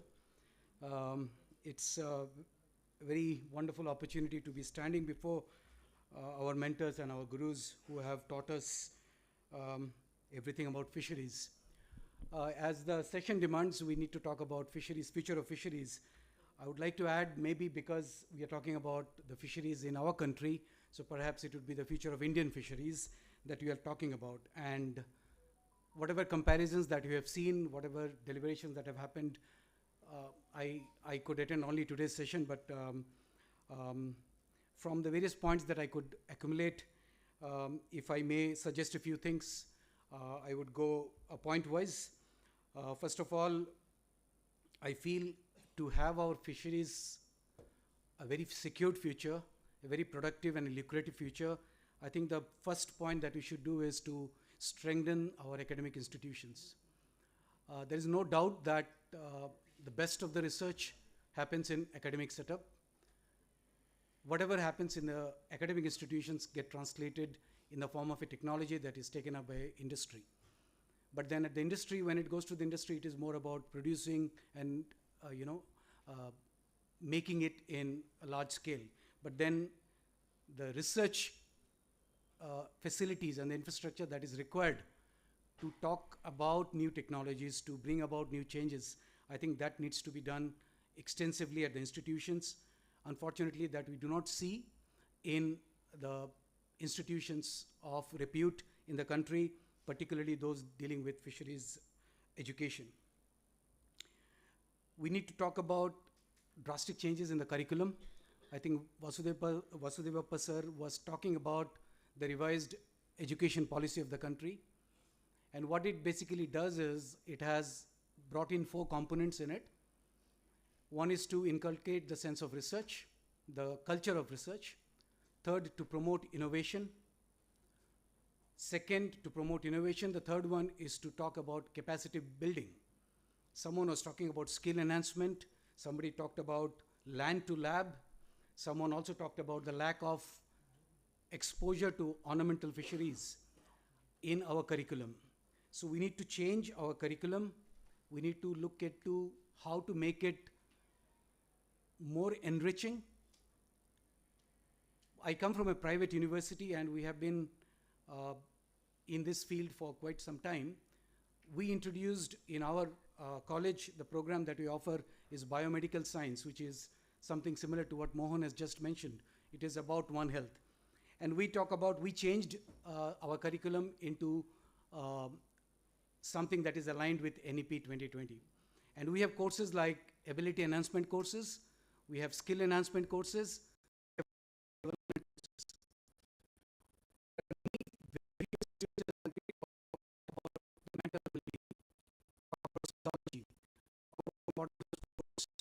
do not talk about this in our regular curriculum.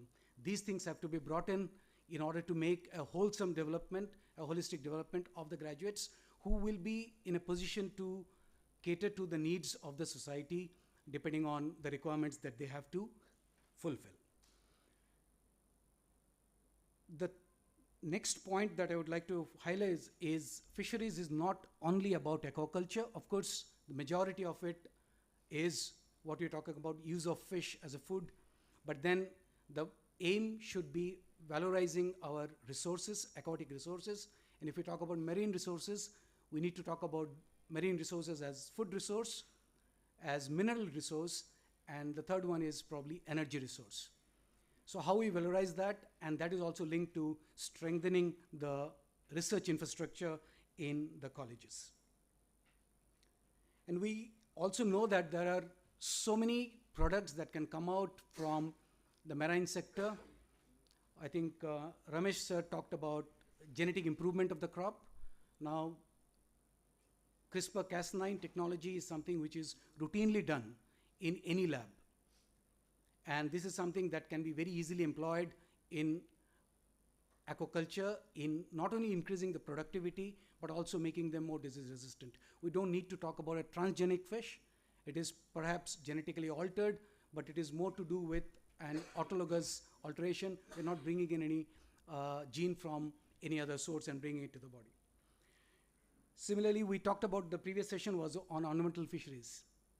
And someone talked about Danio, someone talked about, so much of importance on zebrafish. I tell you, zebrafish is the greatest example of a pet turning into a research tool. I have been using zebrafish for the last probably 16 years, and I don't see too many fisheries institutes in the country having a zebrafish facility. You'll be surprised to know institutes like IISc, NCBS, CCMB, TIFR, IGIB, these are the premier institutes working on genomics, working on cancer biology, working on many other aspects related to human health. All of these institutes have zebrafish facility. And I tell you, zebrafish is a model that can actually be used for any kind of research that you can think of. People have used zebrafish to even study cocaine addiction. So which should be used, should be an important research tool for all our fisheries institution, because one thing, it is such an important versatile organism. Second thing, it is very much pertinent to the kind of research that should come about in fisheries. 30 to 40% of the cancer drugs, anti-cancer drugs, have marine origin. They have been identified from marine sources. If someone is willing to invest in research like this, it's a hugely lucrative investment. And it is a great potential. So I don't have too much of time for this, but then what I can conclude is the future is quite bright, but then we need to bring in some sort of radical changes because we also heard about a lot of interventions of AI and IoT, etc. I don't see much. I don't know. In our times, there was hardly anything. We had some simple course on computer where we were taught only to some command-based programs were taught to us. But nowadays, bioinformatics is something which is so very important. And it's not necessarily for those who are doing research on genetics or cancer or any other forms. Even simple fisheries research for increasing crop productivity, even if we take just aquaculture, bioinformatics plays a very big role. So many changes need to come in. I hope the future, the administrations, the regulatory bodies will look into all this, and perhaps the most pertinent and the most immediate need is to restructure our curriculum, make it more skill-oriented, make it more practical-oriented, so that whatever we learn in the college, it should not go like we go to the industry and they say what you learn in the college is just in the dustbin. We have different things to tell you, and what you learned is entirely different than what you see in the industry. So there should be some connect to that, and these are some of the points that I thought I could highlight to see to our fisheries being very productive in future. Thank you very much.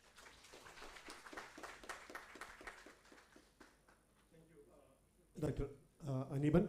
Now stressing more on the need in the curriculum with a required component for the required skill development for in the future, which is very much essential. Thank you. In addition to other points you have stressed on that, thank you so much. Now may I call upon the Mridula Rajesh, please. Respected Chair, Co-Chair, and all gathered over here, a very good evening to all of y'all. Given the topic, future trends in fisheries, two things comes to my mind. One is increasing production to meet the demand of the people, and second one is achieving sustainability through conservation and management. So talking about increasing production to meet the demand of the fish, and this can be achieved only through the capture-based and the culture-based. Because we all know the current production, fish production, I don't want to mention again, but the per capita fish consumption as of now is 6 kgs per annum, and by 2020 it is predicted to be about 17 kgs. And to meet this demand, right now the fishermen are catching the fish in the epipelagic zone, that is up to 100 meters depth. But later on, to meet the demand, there are a lot of fishes in the deep sea waters, that is between 200 to 1000 meter depth. So the fishermen can go into the deeper waters and harvest these mesopelagic fishes, particularly the myctophytes, which are called as lanternfish. They're very small in size. They grow up to 30 centimeters in length. But though it is unfit for human consumption because of the reasons that because they have the wax esters in the liver, it is deemed to be unfit for human consumption. Then consumed by the humans, it can be given to the fish meal as a source of proteins. So thereby, the fishermen, instead of catching the juveniles, they can use these myctophytes in their fish meal production. So, juveniles can be given a chance to grow and breed in the fishery. Apart from this, strict implementation of the minimum legal size that the department has already implemented. In Karnataka, we have implemented for 19 species of fishes, but given by CMFR, it is about 72 species. So strict implementation of the minimum legal size has to be implemented. And apart from that, in the morning session, Dr. Vijay Kumar was telling about the ranching. So by ranching the various waters, the estuarine waters or maybe the riverine waters, fish production can be improved upon or increased upon. And also through the implementation or the aggregation of the fish aggregating devices also we can increase the production. And culture practices, when we think of, we have the mariculture practices in the sea, open waters, and also the estuarine cages we can install, which is used as a backyard cage culture. And for this, we have a lot of potential diversification of species are already seen. With this, there is the seed requirement and also the feed requirement. So the side by side, the industry also can develop in terms of the seed production as well as the feed production. And regarding the aquaculture, two of the speakers have already mentioned about it, but I would add one point over here is the climate resilience strains has to be developed as now, because we speak a lot of climate change. So if such strains are being developed or produced, then it can combat the climate change. And earlier we were talking about polyculture, but now it is modified into the integrated multi-trophic aquaculture, where the fishes are grown along with seaweeds and the bivalves. So we know all these seaweeds, how important they are, the bioactive compounds that are there in it, and how important they are from the human medicine point of view. And along with this, we can also combat the climate change, because we all know it absorbs the carbon dioxide in it. And apart from that, we can also replace the fish meal with other some constituents, like the mixed insect meal also can be used instead of the fish meal. So we can replace fish meal along with that. And when you talk about sustainability, the first thing is that there are a lot of fishing fleets in our waters. It is estimated to be around 26,000 boats in Karnataka waters. So if we optimize the fishing fleets, then we can save our fishes to a maximum extent.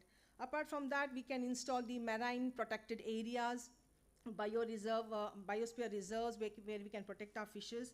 And along with that, we can also have areas where we know areas are there for the juvenile, so we call it a refugia. So we can declare certain areas as closed areas, allowing the juveniles to grow and breed.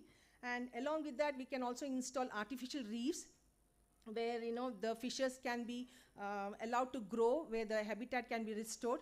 And along with that, we can also restrict the destructive fishing methods, that is the trawling. We can restrict in such areas, and we can go for sustainable fishing practices like the gill nets and then the hook and line. And ultimately, there is a need of ecosystem-based fishery management, where the people involved in the sector and the people indirectly who are involved in the sectors all come together and save our environment. With these few words, I would like to thank KSTA for giving me an opportunity. Thank you. Thank you, Dr. Mridula, for giving very important points, focusing mainly that are required in the marine fisheries for increased production and sustainability. Thank you. Now, call upon Dr. Purushottam, Senior Scientist, CMFRI.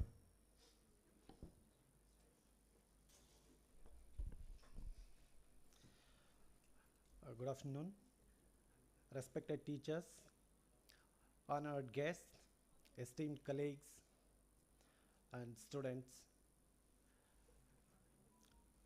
I'm a last batsman and batting for the Slag Overs.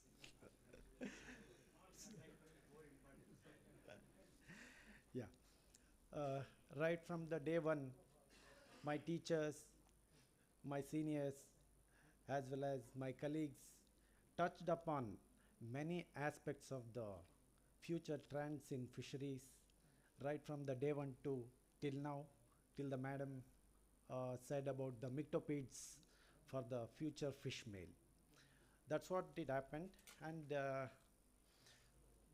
just I would like to share the few things. The first one is I am from CMFRI, and always my teacher Shuprakash sir says the CMFRI custodians of marine fisheries. So we are more into the first thing is one thing conservation of the resources, and the second thing is meeting the global demand of fish through mariculture. With this, first thing, sustainable development goal, that is life under the life below water, which says conserve and sustainable use of oceans, seas, marine resources for sustainable development. Which saying this point, I would like to stress upon the importance of the seafloor mapping. Seafloor mapping, which is gives you the entire data about the pollution, right from the ocean acidification and many economic benefits from the seas.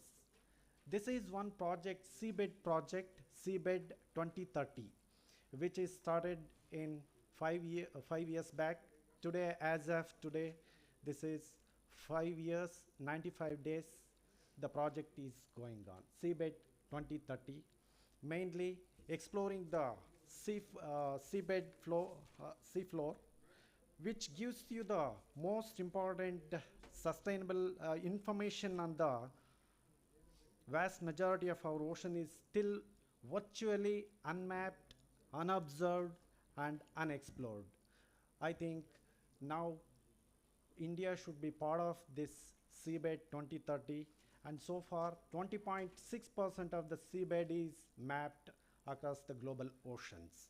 This is the one thing, and we can answer many things like some of the disappearance of the Malaysian Airlines flight MH370, natural disasters, habitat loss, and increasing demand for offshore energy and marine resources have highlighted the need for the better knowledge about the topography of the seafloor. That is the one thing where we need and we should partner with the other like United Nippon Foundation, ECHO, IHO, UNESCO. That is the one part of India part of this collaboration. And second thing is that agriculture, as we know that by 2047, our population will be 161 crore. The expectation from the mariculture is 7 million metric tons per year. That requires 1.16 million hectares and 70,000 million seeds required. We should meet this one, and to meet this one we need a precision mariculture that should be sustainability and profitability should be addressed, and intelligent and robotics, which is about conservation. We should reduce the human drudgery, that is the thing, and already madam highlighted climate adapted aquaculture systems and species. And this I want to say, second point is that lab grown fish meat in India. That is cellular mariculture, ahimsa meat, what we say eco-friendly, which is gaining traction as sustainable solution to meet the growing demand for the seafood while addressing environmental concerns. Utilizing cellular agriculture, this technology cultivates fish cells in a controlled environment, eliminating the need for traditional fishing and aquaculture. So this is really reducing the overfishing and habitat destruction, promoting marine conservation. And the second thing is that food security. Food security, it provides a reliable protein source amidst fluctuating fish stocks and climate change. And the third point is policy support, which is already Madam said about minimum legal size. CMFRI in 2022, marine fish stock status, which is we did about 135 species of finfish, shellfish, we did, and 91.1% of the species are healthy. That is the status of Indian marine fisheries. And we also need to frequently revisiting the marine fish regulatory acts. That is the one thing, revisiting, and through the policy support, we should encourage and we should advise the government, individual maritime states, like sharks and rays. Almost the sharks and rays are disappearing in the water. We need to produce non-determined findings for every 5 years how the stock is in the ocean. And we also producing, we are also providing the policy support, FADs, fish aggregating devices, and about the light fishing, bull trawling, which already you know that one. And recently with the Food and Agriculture Organization, we provided as policy support, especially non-fin commodities of sharks and rays in India. That is the one of the recent contribution to the sharks and rays in India. This is one thing, and so the last point mine is that reduce marine pollution. Just right from the day one, the new initiative, you may think it's a small step. The KSTA organizing this event, right from the day one, I'm observing we are getting the food and tea, everything in the steel cups and steel plates. No, this is the plastic. Yeah, of course, it is a 99%, it is a 1%. I was discussing with our friends from KSTA, why can't you replace these bottles too? So they told they're doing this. They tried already, and some confusions. They're tracking this. They are also avoiding these bottles in near future, I think so. And I congratulate KSTA for this small step, and really it is having a great importance how to reduce the plastic. And the plastic pollution, you know that there are top 10 countries. Out of that one, first one is Philippines, which is producing 3.5 lakh tons of the plastic, whereas India 1.26 lakh tons of the plastic, and the Malaysia, which is producing 0.73 tons of plastic. So the how to reduce this plastic means it's all simple thing. We should implement ourselves. Really, if we implement ourselves, avoiding the bottles, and whenever we organize some functions in our home and society conferences, if really dedicatedly like KSTA, if you implement, really we are going to make a big changes in this society about the pollution. With this, I'm grateful and honored to be with you, and I'm thanking KSTA for giving me this such opportunity. Thank you, one and all. Yeah. Thank you, Dr. Purushottam, emphasizing the future need for marine resource conservation and sustainable development. Thank you. Now, because we are running out of time, and maybe we can have the few, already they have put forward what is need to be done in future, but if there is any new point you feel it is very important, the panelists have left out, and only such points need to be told. Just each will have maybe not more than the 30 seconds to put forward your point, please. Hello, sir. My name is Tejaswini. Thank you for all these days. We have had some amazing talk, and today's session also was really nice. My one question is, because this is a sustainable development, like fisheries thing. The thing is, I work on the field on the beaches, and I'm seeing constantly sea turtles and dolphins being stranded on the beaches, majorly due to getting entangled in these fishing nets, trawl nets, or etc. like that. So I know that TED is being implemented in certain states of India, but Karnataka has not had this thing yet. it's not yet implemented, and there is bull trawling happening every day. There is light fishing happening, near shore fishing, which I know is already written in the policies where it is banned, right? But it's still going on. So I want to know, why is this happening? Like, why is it not being implemented on field? Because I've seen almost half my cases that till now I'm seeing is they're all entangled in fishing nets, and it's proven. The post-mortem reports also are showing the same, because we are seeing abrasions of nets on them.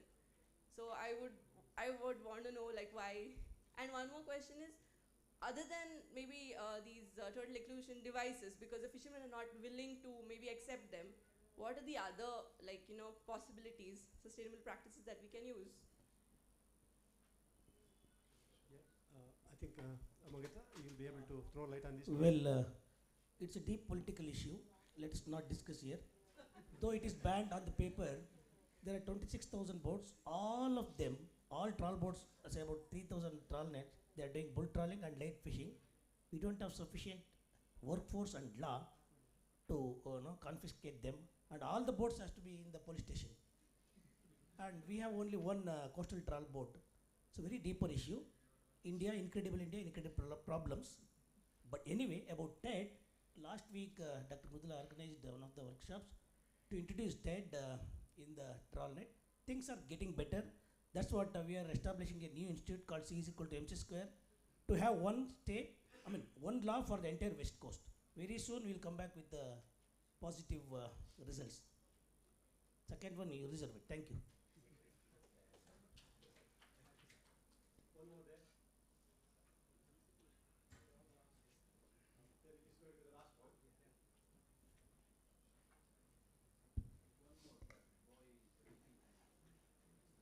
Myself Jyotika, and I am from College of Fisheries, Mangalore. As mechanization increases day by day, the number of ships are increases. So by that, the fishing is increasing with ease. So due to mechanization, there will be increasing in the unregulated and unreported fishing, even though there are many laws regarding that, which leads to degradation in environment. So how it can be dealt in future trends? Dr. Mrudala, please. Now it's like conversion of the boats is taking up.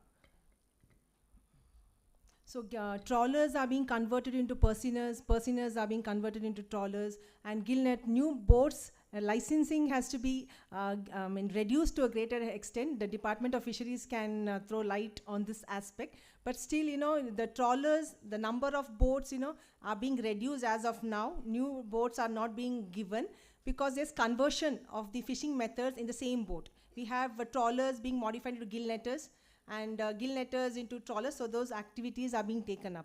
And unreported fishing, it is left to the fishermen itself, so they have to be aware of the fishing activities that they have to take up.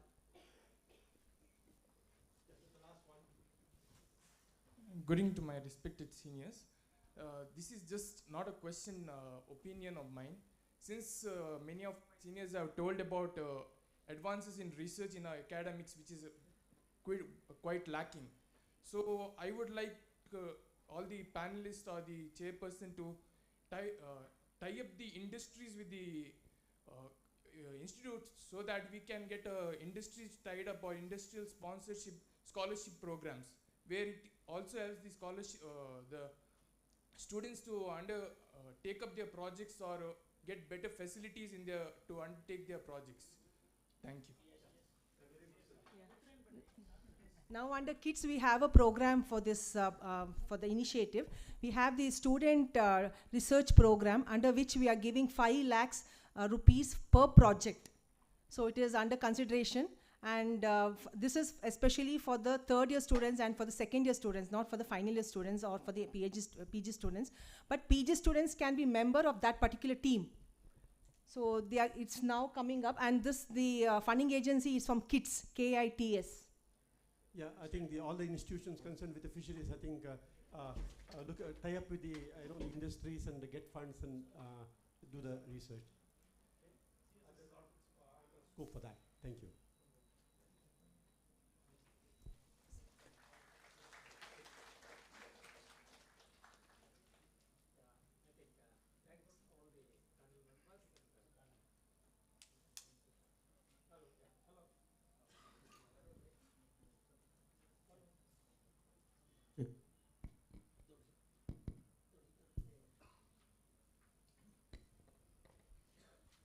Hello, yeah.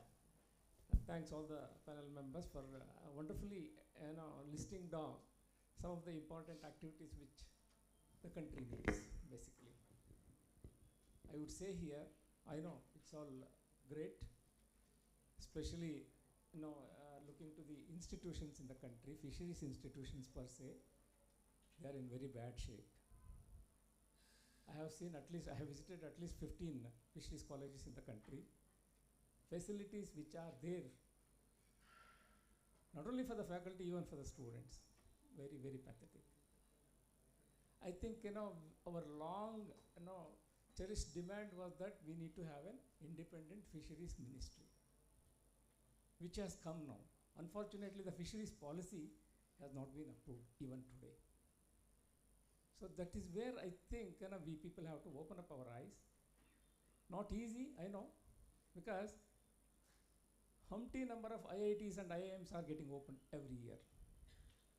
At least support fisheries colleges in a way they need support, especially to encourage students to take up quality research. See, I would even say here, the seniors who are there or the teachers who are there in the colleges, they are there for a few more years. It is you people who have to take the lamp forward. So how do we do it? That is where I think, a lot of issues are really being discussed. But unfortunately, I think, this is one area. Could be strengthening of institutions. That is something which is very, very important. That can be done. It's not a big money, in fact. When we spend lakhs of crores for certain of the programs, this doesn't require that, but when we speak about the quality, nutrition, this, that, and all that, they want fisheries. So that should not be the approach. Probably, I think we have many senior students who have become professionals in fisheries. They have to open up their eyes. Unless they do it, probably nobody will listen to us. That is one thing. Second, of course, I think as was said by the professor, quality research is not happening. Now, if you look at the peer-reviewed journals, good quality research papers are coming out of central institutes rather than fisheries colleges. Excepting here and there some stray instances, otherwise majority of the papers at the national level, they are coming from the central institutes. What is it we are doing? Because we are catering the manpower to all these institutes, but we are not good researchers. Or we don't have facility, or we crave for facility. So that should not be the real, I would say, approach. For us, we need to open up ourselves. That is another thing. Second, of course, the third thing is that we have many technologies. And everywhere we talk of many, many technologies which are more theoretical, which are not time-tested. How many technologies we have time-tested, excepting Indian major crops, which we have been talking right from last 50 years, or maybe 60 or 100 years. Other things are coming and going. And of course, I know the alien species or exotics, they are creating a big news. We want to introduce them on one side and regularize them on the other side, and also finally expose ourselves for the impacts. So this is again another big area, because I know, so I would say an example of Phineas Vanami, Lieutenant Phineas Vanami, this was brought by people from Andhra Pradesh and Tamil Nadu. Nobody brought it. And the area was so huge, and we had no say, or we had no go but to support it. So that is how it was approved. So it should not happen like that. My only concern is that we should really understand the science and the technology behind it, and then only we should promote, which doesn't happen in China. China, they are very serious, and the number of research institutions now, that is another thing. We have all the nodal institutions in some important places, but the sub-institutes or the regional institutes do not have the real, I would say, the facility which the main institutions have. Is it because that we are not coming with good proposals, or is it that they want to do everything in a centralized place? So these are things, probably I think these are all not easy to address the topic which has been really highlighted today, it has a huge implication on every one of us, because students are going to be the future for fisheries. If you are not well equipped, if you are not ready, student ready is not there, then I think nothing can be really sustainable. That is a very important thing. Of course, I know coming to entrepreneurship and startups, I know it's not easy. Don't ever have a feeling that there is a lot of money and anybody can take the money for startup. Unless you come up with an innovative idea which can have an impact later on, probably you will never get shortlisted for startups. This is also, please understand, it is not, nobody can help you because it is a money giving, and also they expect you to come up with deliverables. That's so. And then second thing is, of course, even the quality research. I would even say IITs and IIMs, of course, including my institute where I was the Vice Chancellor, NIFTAM, third year students do the research, third year BSc or BTech students. Believe me, many patents have come from students. Where is that sort of a seriousness coming up here in our colleges? This is something we need to really retrospect. I feel, I know, I was listening, wonderful, absolutely good, great, because to look into or develop fisheries, we need to look at all these things. One thing, of course, is resource conservation, which is very, very important. Second thing is erosion of resources should be avoided. Third is, of course, the climate change and sustainability. These are things, and also the disease. These things are really taking the center stage today. But anyway, that you can even discuss with your teachers. But all the same, let us look at or introspect ourselves, especially the teachers. What is that we are giving to the students for the future generation? So this is all I wanted to say. Thank you.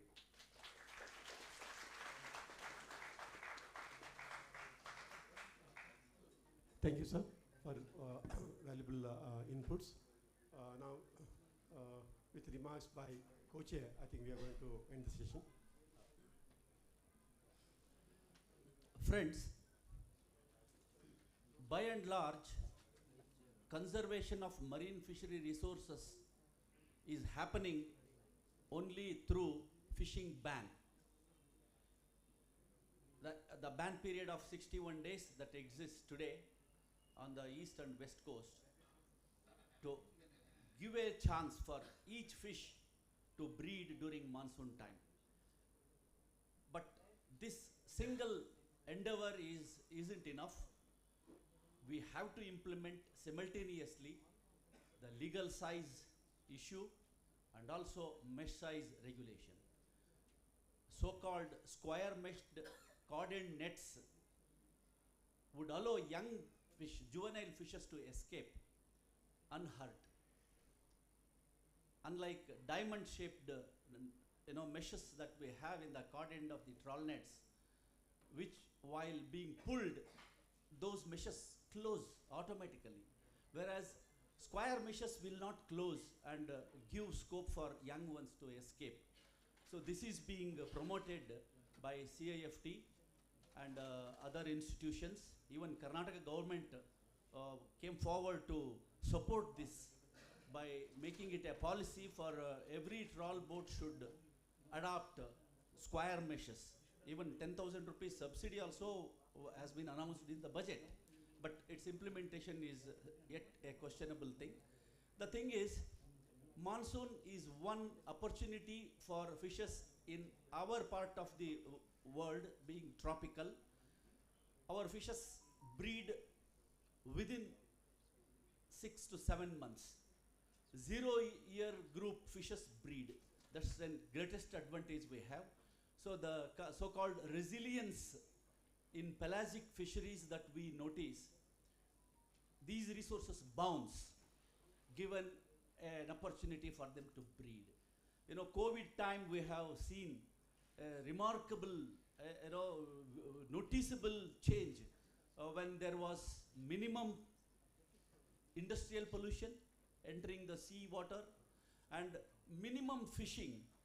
Virtually fishing stopped 1920, 21. Only 1922 and 23 witnessed huge landings because seawater was clear from pollution and fishing pressure had reduced and very successful spawning and recruitment had taken place. So this goes to prove that if we follow strictly the management measures announced in order to conserve fishery resources, we will be able to have a sustainable fishery in the coming years. So I would like to end my these few remarks with a poem, fisheries poem. See, I composed one poem on the importance of conservation of fishes during monsoon time, because fishes breed, we shouldn't disturb them. So I have given the title, Monsoon Honeymoon of Fishes. We should not disturb them during monsoon time. Come monsoon, Indian subcontinent goes wet, requiring warmth and heat. But fishes have good time during monsoon with their honeymoon. Let the orgy of spawning go on and none cast net on them. Let them procreate, recruit and populate the already highly impoverished aquatic habitat and bring smiles on fishermen by landing in their net. Let the monsoon honeymoon go on and the smiles on fishermen stay on. Thank you.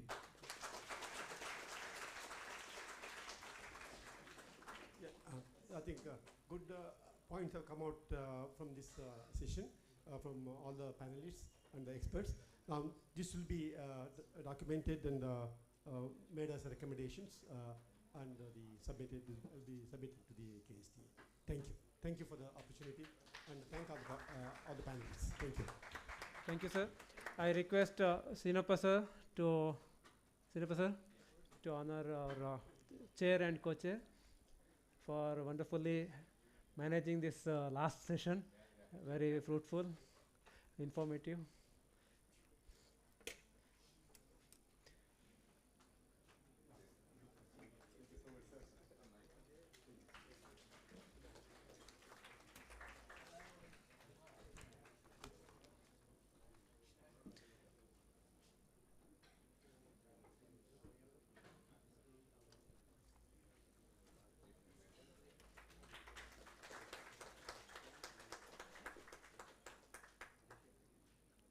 Thank you, sir.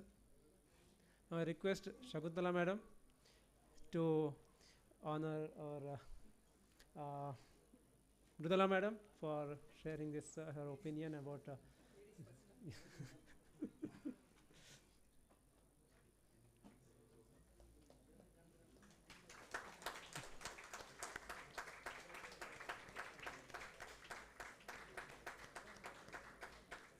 I request C.K. Murthy sir for giving memento to our senior Mohan Kumar sir.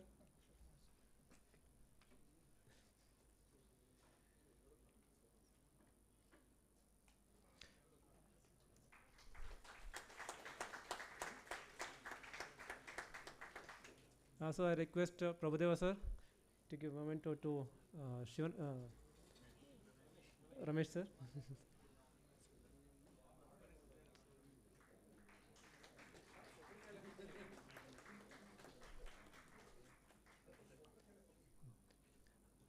Also to Magadha sir, Prabhudeva sir, for Magadha sir also.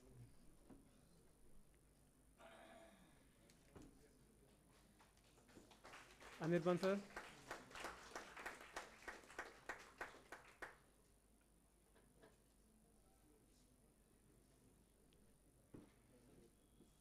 And Purushottama sir, please.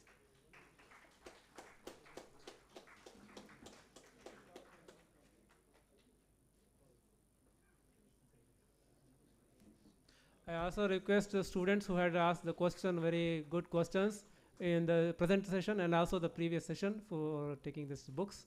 Please come. Please come to the stage. Please come fast so that we can go back to home earlier.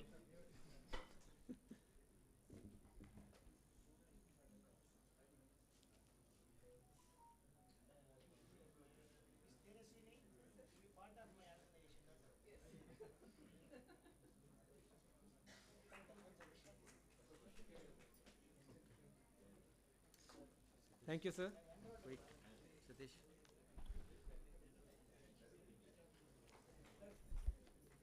So, thank you very much, Dr. Satisha from CIPA for coordinating this wonderful session. I request Dr. A.M. Ramesh sir to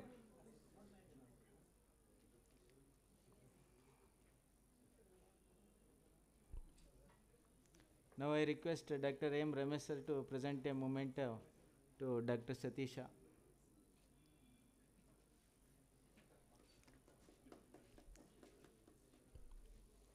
Thank you, Satisha, for your wonderful coordination of this program. So there is no tea break now, so we can start directly to the valedictory function. I request Dr. Vijay Kumar ME to coordinate this valedictory function. Sir, thank you, sir. Thank you.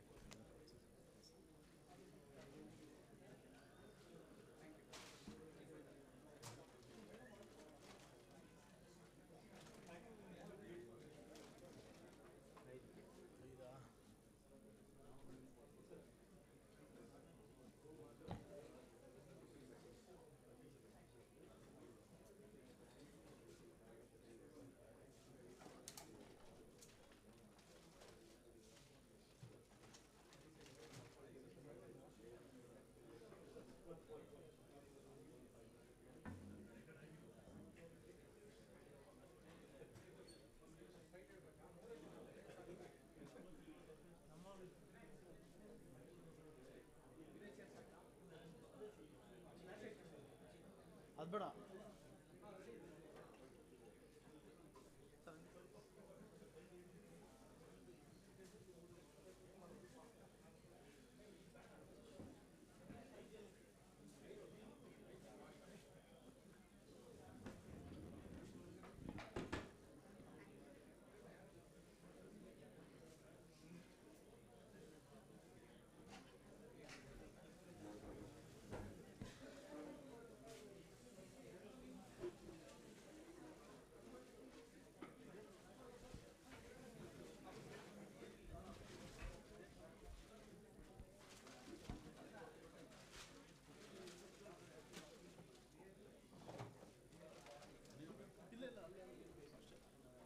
ನಿಮಗೆ ಇಡ್ತೀನಲ್ಲ ನೀವೆಲ್ಲ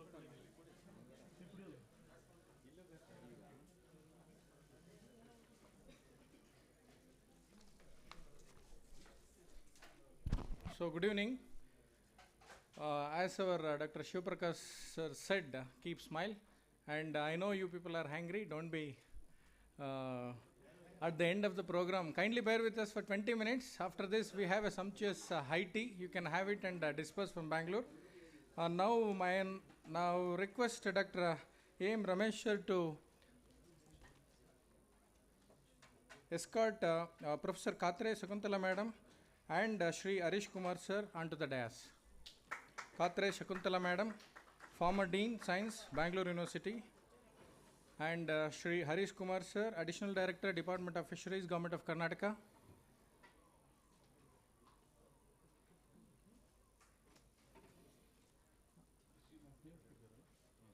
And also I request Dr. Anand sir, Senior Scientific Officer, to occupy the dais.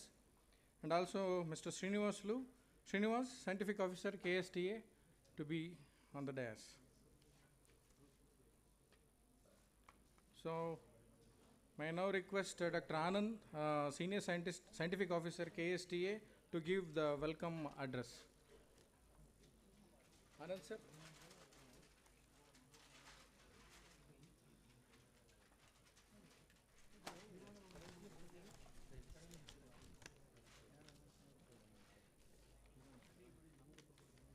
ಎಲ್ಲರಿಗೂ ನಮಸ್ಕಾರ. ಕಳೆದ 3 ದಿನಗಳಿಂದ ನಡೆಸಲಾಗುತ್ತಿರುವ ರಾಷ್ಟ್ರೀಯ ಸಮ್ಮೇಳನದ ಸಮಾರೋಪ ಸಮಾರಂಭಕ್ಕೆ ತಮ್ಮೆಲ್ಲರಿಗೂ ಸ್ವಾಗತ. ಈ ಸಮಾರಂಭದ ಅಧ್ಯಕ್ಷತೆಯನ್ನು ನಮ್ಮ ನೆಚ್ಚಿನ ಮುಖ್ಯ ಕಾರ್ಯನಿರ್ವಾಹಕ ಅಧಿಕಾರಿಗಳಾದ ಡಾಕ್ಟರ್ ಎ.ಎಂ. ರಮೇಶ್ ರವರು ವಹಿಸಿದ್ದಾರೆ. ಅವರಿಗೆ ನಿಮ್ಮೆಲ್ಲರ ಪರವಾಗಿ ಸ್ವಾಗತವನ್ನು ಬಯಸುತ್ತೇನೆ. ಈ ಸಮಾರಂಭದಲ್ಲಿ ನಮ್ಮೊಂದಿಗೆ doctor Katre Shakuntala madam ರವರಿದ್ದಾರೆ.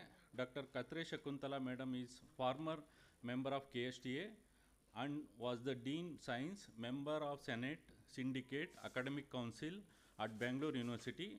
She was also served as Director of Planning, Monitoring and Evaluation Board and Registrar Administration Evaluation at Bangalore University. With this big background, I welcome Madam on behalf of KSTA and on behalf of all the participants.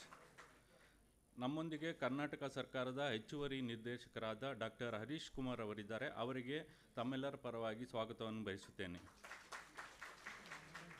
ಈ ಸಮಾರಂಭದಲ್ಲಿ ಭಾಗವಹಿಸಿರುವ ಎಲ್ಲ panel discussion ಸೆಷನ್ನ ವಿಷಯ ತಜ್ಞರು, ಅಧ್ಯಕ್ಷರುಗಳು ಹಾಗೂ ಸಮಾಲೋಚಕರು ಎಲ್ಲರಿಗೂ ಸ್ವಾಗತವನ್ನು ಬಯಸುತ್ತೇನೆ. ಈ ಸಮಾರಂಭವನ್ನು ಆಯೋಜಿಸಲು ಶ್ರಮಿಸಿರುವ ನನ್ನ ಎಲ್ಲ ಸಹೋದ್ಯೋಗಿಗಳಿಗೆ ಸ್ವಾಗತವನ್ನು ಬಯಸುತ್ತೇನೆ. ಈ ಸಮಾರಂಭದಲ್ಲಿ ಭಾಗವಹಿಸಿರುವ ಎಲ್ಲ ಶಿಬಿರಾರ್ಥಿಗಳಿಗೆ ಸ್ವಾಗತವನ್ನು ಬಯಸುತ್ತೇನೆ. ಮತ್ತು ಈ ಸಮಾರಂಭದ ಭಾಗವಹಿಸಿರುವ ಎಲ್ಲ ಮಾಧ್ಯಮ ಮಿತ್ರರಿಗೆ ಸ್ವಾಗತವನ್ನು ಬಯಸುತ್ತೇನೆ. ಈ ಸಮಾರಂಭವನ್ನು ವೀಕ್ಷಿಸುತ್ತಿರುವ ಸಾಮಾಜಿಕ ಜಾಲತಾಣಗಳಲ್ಲಿ ವೀಕ್ಷಿಸುತ್ತಿರುವ ಎಲ್ಲರಿಗೂ ಸ್ವಾಗತವನ್ನು ಬಯಸುತ್ತೇನೆ. Thank you.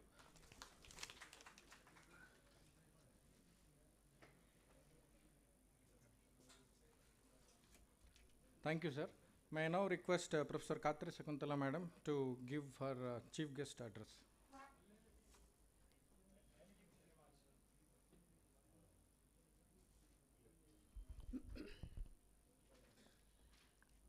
Good evening to all of you.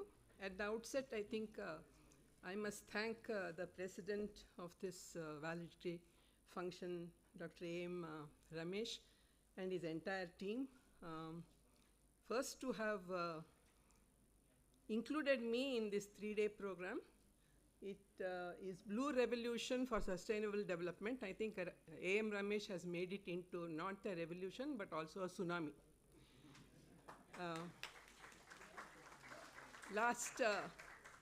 Last 3 days have been probably food for thought, especially for the younger generation of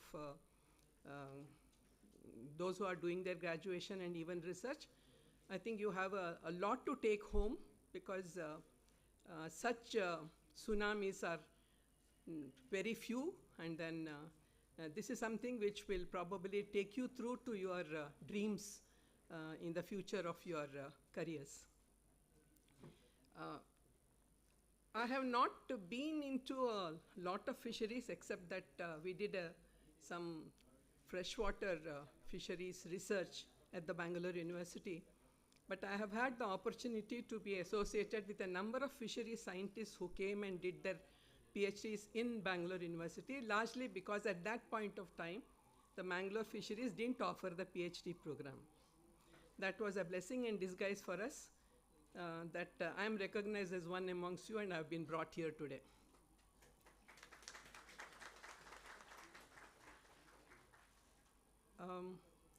While academics, small-time research, big-time research, quality of workmanship in all spheres of fisheries is important, I think a very important aspect of what we need to understand is, if all of you become entrepreneurs or want to be those who are able to earn a lot of money, I think there should be a little space for becoming teachers. I have been a teacher for the last 40 years, and the 4 decades of my experience as a teacher still tells me teaching is a very good profession, and I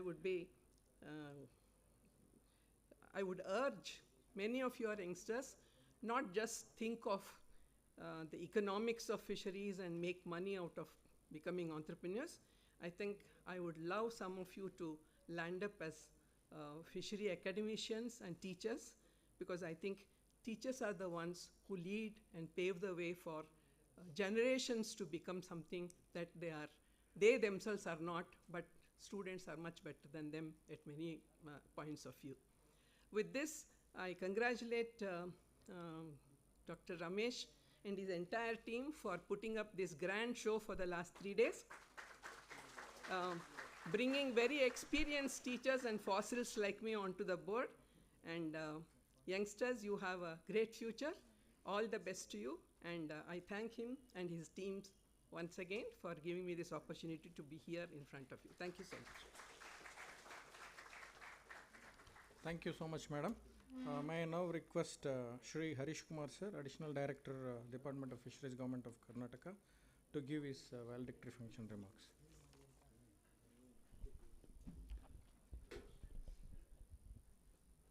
ಈ 3 ದಿನದ ರಾಷ್ಟ್ರೀಯ ಸಮ್ಮೇಳನದ ಸಮಾರೋಪ ಸಮಾರಂಭದ ಅಧ್ಯಕ್ಷರು ಆತ್ಮೀಯರಾದ Ramesh CEO KSTA, professor Shakuntala ji, retired dean Bangalore university, Shri VK Srinivas, Anand, ಎಲ್ಲ ನನ್ನ ರೆಸ್ಪೆಕ್ಟೆಡ್ ಟೀಚರ್ಸ್, ನನ್ನ ಕಾಲೇಜಿನ ಸಹಪಾಠಿಗಳೇ, ಇಲಾಖೆಯ ಸಹೋದ್ಯೋಗಿ ಮಿತ್ರರೇ, ಎಲ್ಲ ಶಿಬಿರಾರ್ಥಿಗಳೇ, ಮಾಧ್ಯಮದ ಮಿತ್ರರೇ, KSTಯಲ್ಲಿ ಕಳೆದ 3 ದಿನಗಳಿಂದ ಮೀನುಗಳ ಕಲರವ. ಬಹುಶಃ KSTA ಕರ್ನಾಟಕ ವಿಜ್ಞಾನ ತಾಂತ್ರಿಕ ಸಂಸ್ಥೆ ಆಗಿದ್ದರೂ ಕೂಡ ಮೀನುಗಾರಿಕೆಗೆ ಸಂಬಂಧಪಟ್ಟಷ್ಟು ಕಾರ್ಯಕ್ರಮ ಮೀನುಗಾರಿಕೆ ಇಲಾಖೆಯಾಗಲಿ, ಕಾಲೇಜಾಗಲಿ, ಸಂಸ್ಥೆ ಆಗಲಿ ಅದಕ್ಕೆ ಯಾವುದೇ ಮಟ್ಟಕ್ಕೂ ಕಡಿಮೆಯಿಲ್ಲದಂತೆ ಆರ್ಗನೈಸ್ ಮಾಡಿದ್ದಾರೆ ರಮೇಶ್ ನೇತೃತ್ವದ team.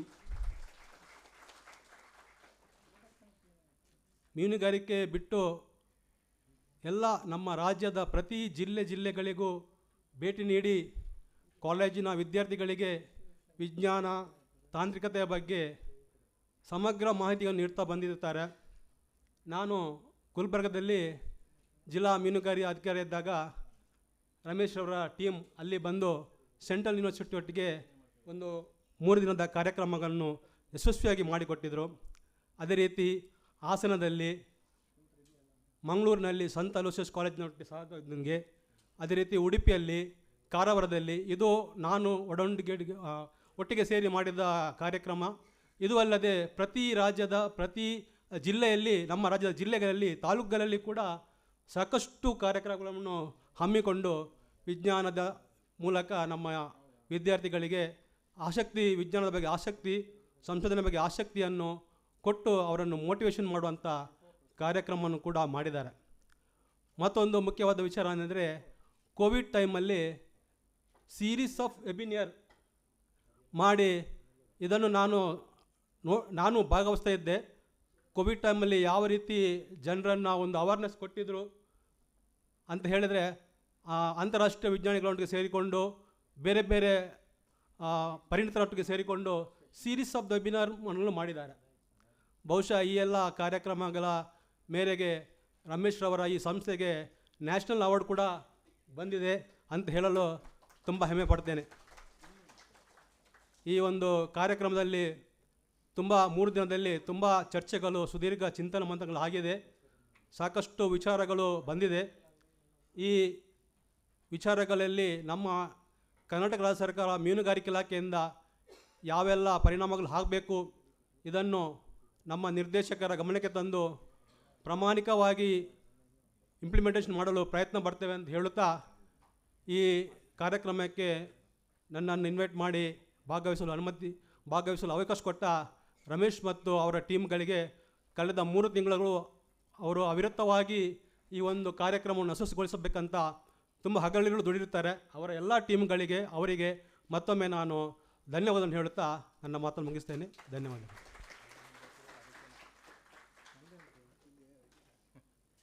Thank you very much, sir. Now I request Dr. Anand sir, Senior Scientific Officer. Prize distribution. ಹೌದು sir. Thanks, So 1 minute, sir. So then before presidential remarks, I would like to request Arshanayak. So we the students from College of Fisheries, so we would like to felicitate Dr. A.M. Ramesh sir because of his effort, many means in a good gathering we have gathered here. That is because of Ramesh sir.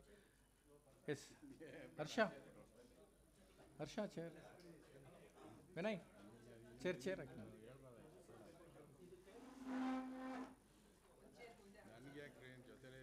release.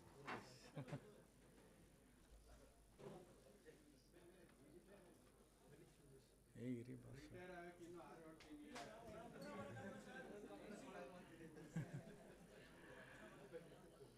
I request the seniors, Dr. Vasudeva sir, Dr. Sinappa sir, and Dr. Sekemurthy sir, Prabhudev sir, please honor, and juniors also please join. You can join and felicitate Dr. A.M. Ramesh sir.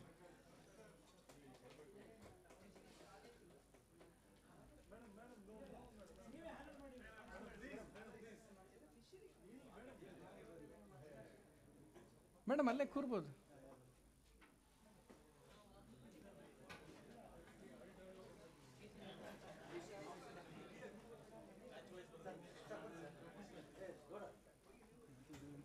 ಹರ್ಷ ಕೊಡಿ ಕೊಡಿ ಕೊಡಿ.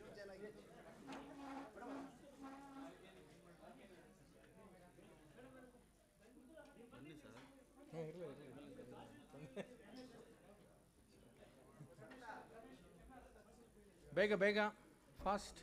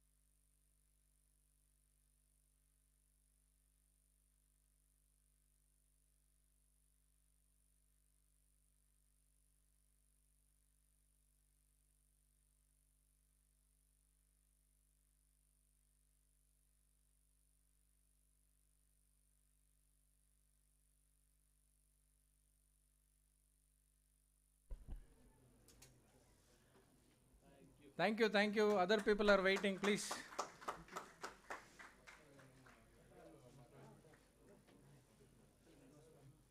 ಇಸ್ಕೊಂಬಿಡ್ರಪ್ಪ ಇಸ್ಕೊಂಬಿಡಿ. ಹರ್ಷ ಎಲ್ಲ collect ಮಾಡ್ಕೊಂಬಿಡಿ ಬೇಗ. Madam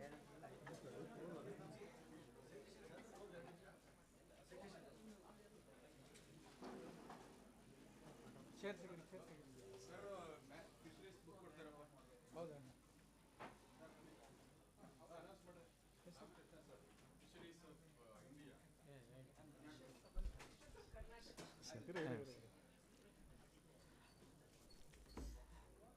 Respected members, it is indeed a great pleasure. I will take you back to 1992 when the conference of the biodiversity took place at Rio de Janeiro. And three important principles were taken into account. 150 countries participated. Now we have 196 countries who have signed the agreement. The first one is the conservation of biodiversity. The second one is the sustainable utilization of the biodiversity. And third one is what we call the equitable distribution of resources. So this particular part of it is the sustainable development of fisheries and exactly the Neeli Kranti or the Blue Revolution. And as a part of my studies as a systematics, as a taxonomist and a conservationist, I have written a book on the fishes of Karnataka. This includes, I have written a book on fishes of Karnataka. This includes 304 freshwater fishes, 605 marine fishes. It includes all taxonomic account, including its importance and everything. I just wanted to hand over this particular part to our Dr. Ramesh, who will keep it as a source of this one.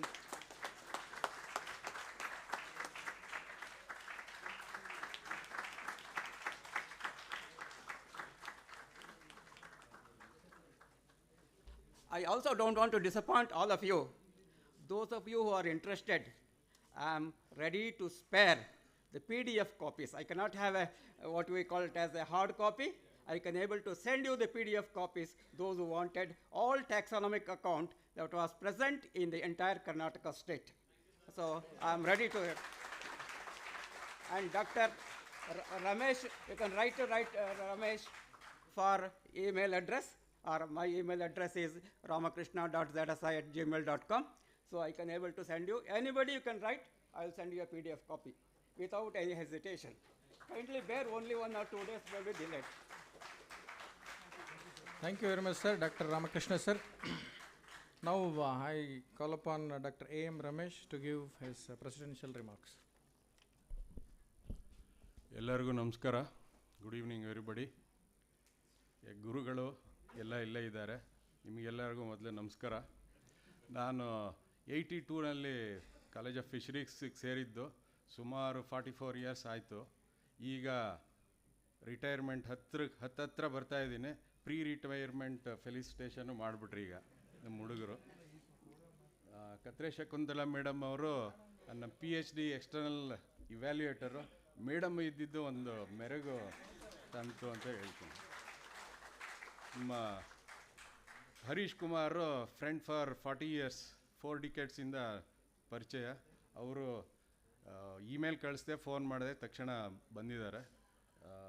Thank you Hari. Actually ಫಿಶರೀಸ್ದು ಒಂದೆರಡು inaugural ಹೇಳ್ದಂಗೆ ಒಂದೆರಡು training programmes ಅಷ್ಟೇ ಮಾಡಿದ್ದು ನಾವು. ದೊಡ್ಡ conference ಏನು ಮಾಡೋಕ್ಕಾಗಿರಲಿಲ್ಲ.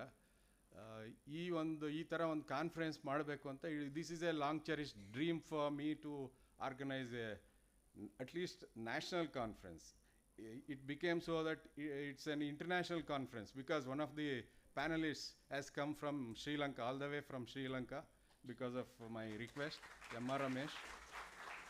M.R. Ramesh was in Sri Lanka when I mailed him. He responded and he has come. All my gurus are settled in Mysore, Mangalore, some in Bangalore, some in Davangere. Everybody responded immediately, said, yes, we'll come. That's amazing for your love and affection. A great namaskar for all of you. And my friend, NFDB friends, Vijay Kumar Ergal and Narsimurthy helped me in getting the fund. Last year they gave fund for organizing training programs in 4 places. This year we wanted a conference. Immediately they responded. Most probably next year also they will certainly support us. Even if I am not there, you please support. Our Srinivas is there and Anand is an environmentalist. Will take interest, both of them will take interest and organize. I will always be supporting them through email. Even if I don't come, I will certainly, video conferencing is always there. In fact, when Harish Kumar told that during our COVID-19 2 years, we could not organize any physical program. All the same, we kept organizing webinars regularly. We had doctors, we had engineers, we had scientists. Immediately they would respond and deliver talks. And this morning, I think Sanjay was asking for more interaction with scientists, industrialists and all. When KST organized, I also sent to Fisheries College. Hardly 1 or 2 students joined. That's why our Shivkumar Magada was furious when he said that we should organize such interaction. This is only for your good. When we were students, there were not many entrepreneurs. Whenever entrepreneurs would come, they will come to our department and we would discuss. Now, entrepreneurs are affluent. They can come to College of Fisheries and deliver talk, interact with you. You should make use of it. And coming to quiz, this one oral presentation. Oral presentation, in many of the conferences we hardly give 4 or 5 prizes.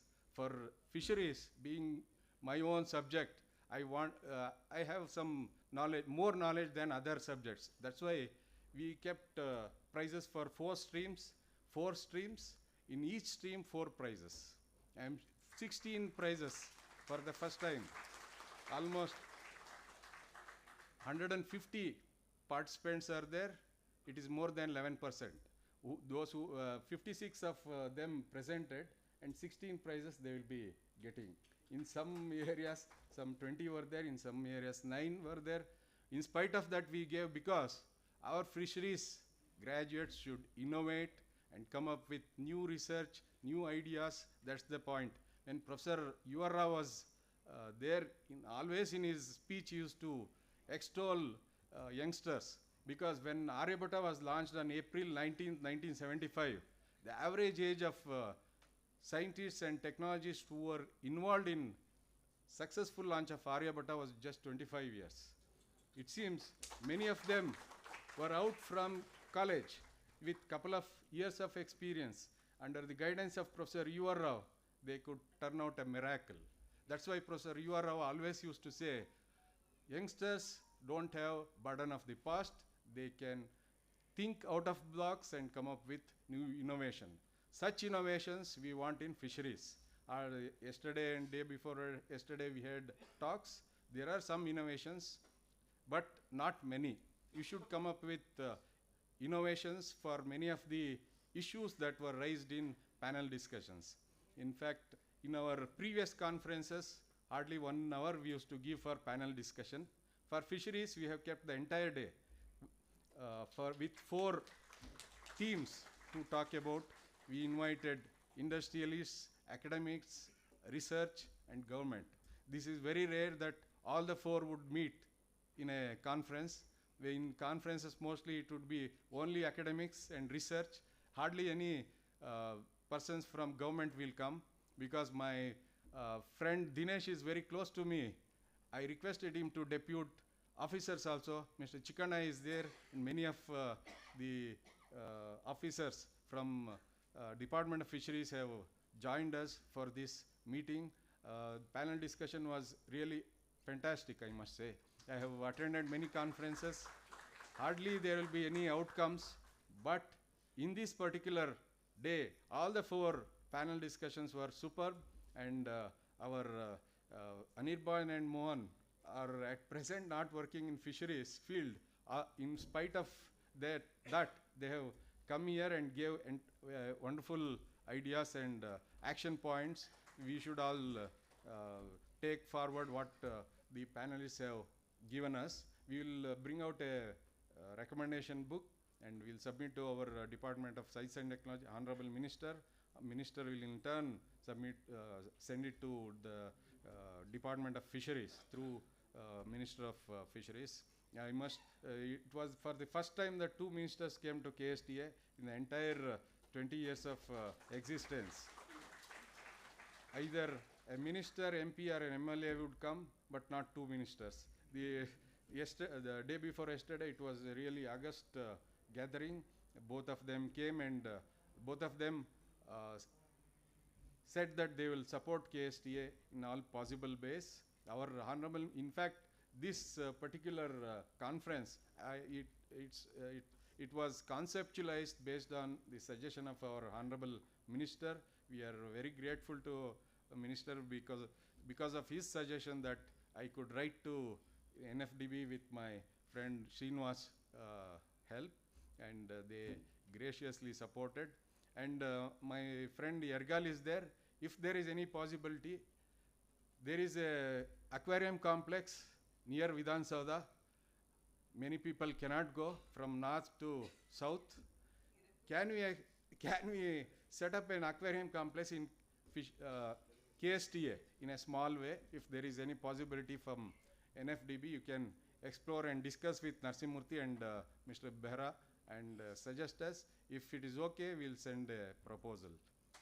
With this, I am very, very grateful to all my gurus who have come, and Shakuntala madam, she is also my guru. Ramakrishna sir, for all of your support, it was possible to organize this conference. organizing team, our Manjappa, Vijay Kumar, Vinay Kumar, Harsha, everybody helped. That's why it was possible. In fact, earlier conferences, only 15 of us are there in KSTA. Somehow it was difficult for us to come up with a good conference. This conference was possible because of all the organizing committee members with all their might supported us. A big thanks for all of you. And sponsors, I requested my friend Kumar Swamy for support. Immediately he gave 50,000 check. Grateful to you. And three more sponsors are there. They also have supported. Mr. Mohan, our Srinivas requested, he gave 20,000. Fisheries is not poor. If you ask, they will give. 24, okay. 5,000 more than what I said. Good. Okay, if all industry people will support, before I retire, I will organize one more program better than this. Our Vinay Kumar and Prakash, they also have been with us. For all of you, a big thanks. Yes, I'm very, very grateful to my teachers, Venugopal sir, Shiv Prakash sir, Basuraj sir, Sinappa sir, Vasudevappa sir, C.K. Murthy sir, our Prabhudev sir. All of you have made it a day for me, and all my Fishco friends felicitated me. I consider it as a pre-retirement felicitation. Still 7 more months to go. I will organize 3-4 conferences more, national level conferences. Okay. With this, I don't want to talk between prizes and your, you have to go home, I know. Now my colleague Mr. Anand will announce prizes. Those who have got prizes, congratulations. Those who have not got prizes, for them also congratulations. If not this year, certainly next year you certainly will get, because KSTA keeps organizing such programs. And one more thing, this is exclusively for fisheries field. Next time when we are going to organize a couple of them in science and technology, where in agriculture, basic science, everybody will come and competition will be very tough, intense. When the going is tough, tough will win. So you become tough and come up with new innovation. In next KSTA conference, certainly you'll be getting prizes. Thank you. Thank you, sir. I think before formal vote of thanks, he has thanked everyone. Okay, good. And no problem, sir. And if you organize one more or many more programs like this, every program we will felicitate you. Don't worry, sir. Okay. This is not the last one. So I request Dr. Anand, Senior Scientific Officer, to announce winners of oral presentations which were held on 24th September, please. As you all know, we have 4 categories under the themes fish environment, health and fisheries in changing climate and disaster management. Second theme is smart aquaculture and integrated farming system and marine biotechnology and fisheries resource conservation. Third one is fishery economics and industry perspective and economic ecosystem services and biodiversity. And fourth one is fish preservation and processing and seaweed cultivation and processing. Under each category, we have 4 prizes. First prize is rupees 15,000, second prize is 10,000, third prize is 7,500, and consolation is 5,000. Now, under the theme fish environment and health and fisheries in changing climate and disaster management, the consolation prize goes to efficiency of SEBA EHP Cura I in control and treatment of EHP in shrimp culture, P. Satish Kumar and his team from ICR Central Institute of Brackish Aquaculture, Chennai.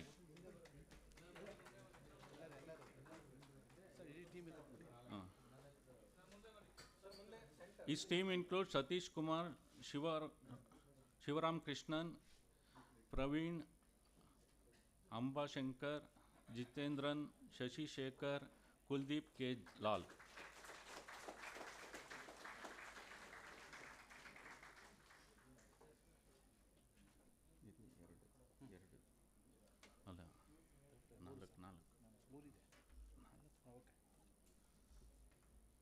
And the third prize goes to does quercetin ameliorates hypoxia-induced changes in fish?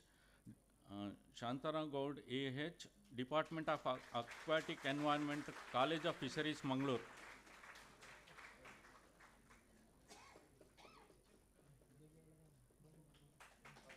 Shantana Gaud, Varma A, Bansal N, and Kaur.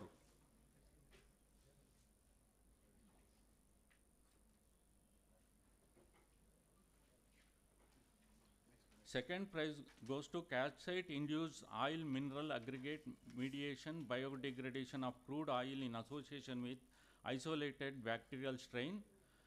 Suraj Ramesh and Prashant Bhatt from Department of Biotechnology, SRM Institute of Science and Technology, Tamil Nadu.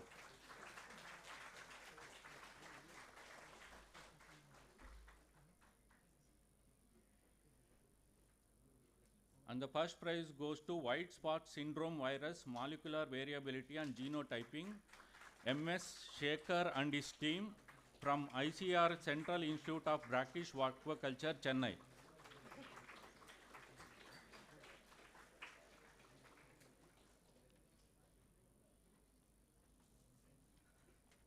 Now the second theme, smart aquaculture and integrated farming system and marine biotechnology and fisheries resource conservation.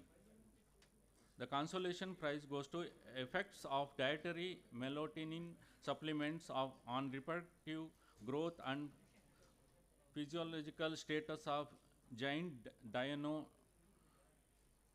Kushbu Samal and his team, Department of Aquaculture, College of Fisheries, Central Agriculture University, Jaipur.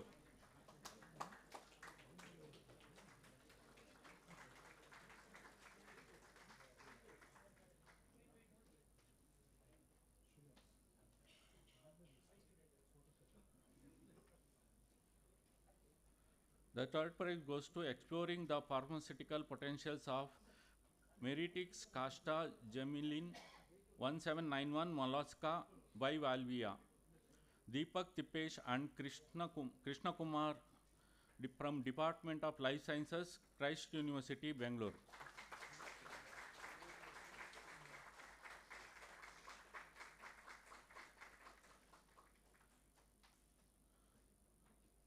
Second prize goes to impact of novel feed ingredients on growth and feed utilization of Pacific white shrimps. Kalaivan Rajalakshmi and her team, Department of Fish Nutrition and Feed Technology, Institute of Fisheries, PG Studies, Tamil Nadu.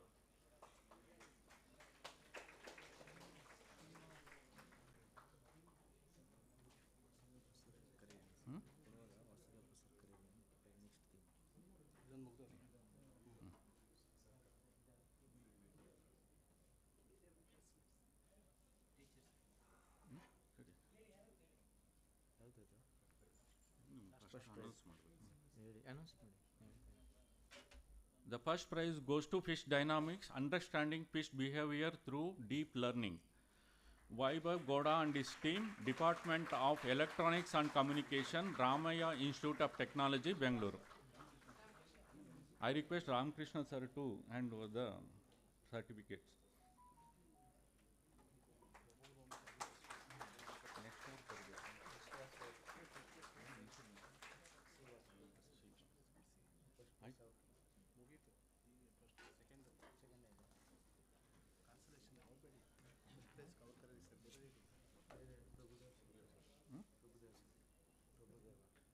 I request Prabhudeva sir to join the distribution.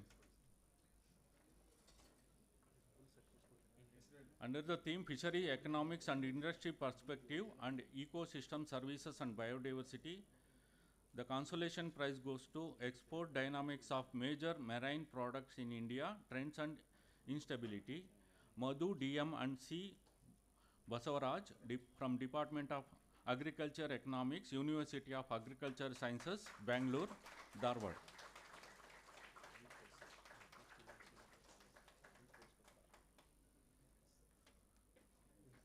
Third prize goes to Study of Distribution and Diversity of Molluscan Phonistic Composition in Mangrove Ecosystem of Kali Estuary, West Coast of India, Karwar. Vasant Kumar B. and K. Vijay Kumar from Department of Zoology, Sir M.V. Government Science Degree College, Bhadravati.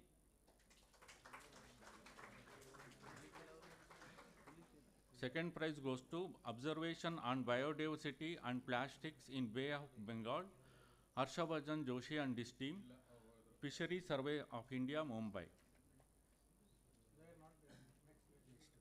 Next, and first prize goes to Assessment of Current Nesting Pattern and Associated Threats of Olive Ridley Sea Turtle, Tejaswini Shettigar and Shivakumar Harangi, Department of Studies in Marine Biology, Karnataka University, PG Center, Karwar.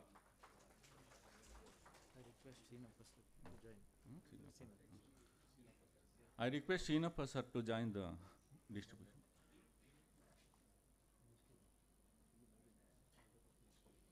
The consolation prize goes to, under the theme, Fish Preservation and Processing and Seaweed Cultivation and Processing. The consolation prize goes to Thermal Processing and Shelf Life Extension of Red-Bellied Pacu Fish.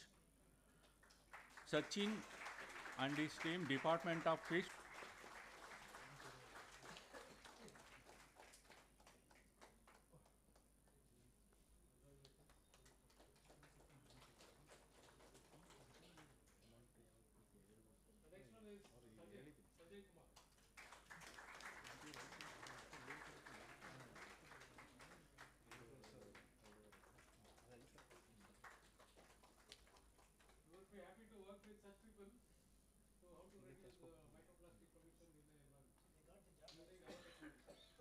Outside,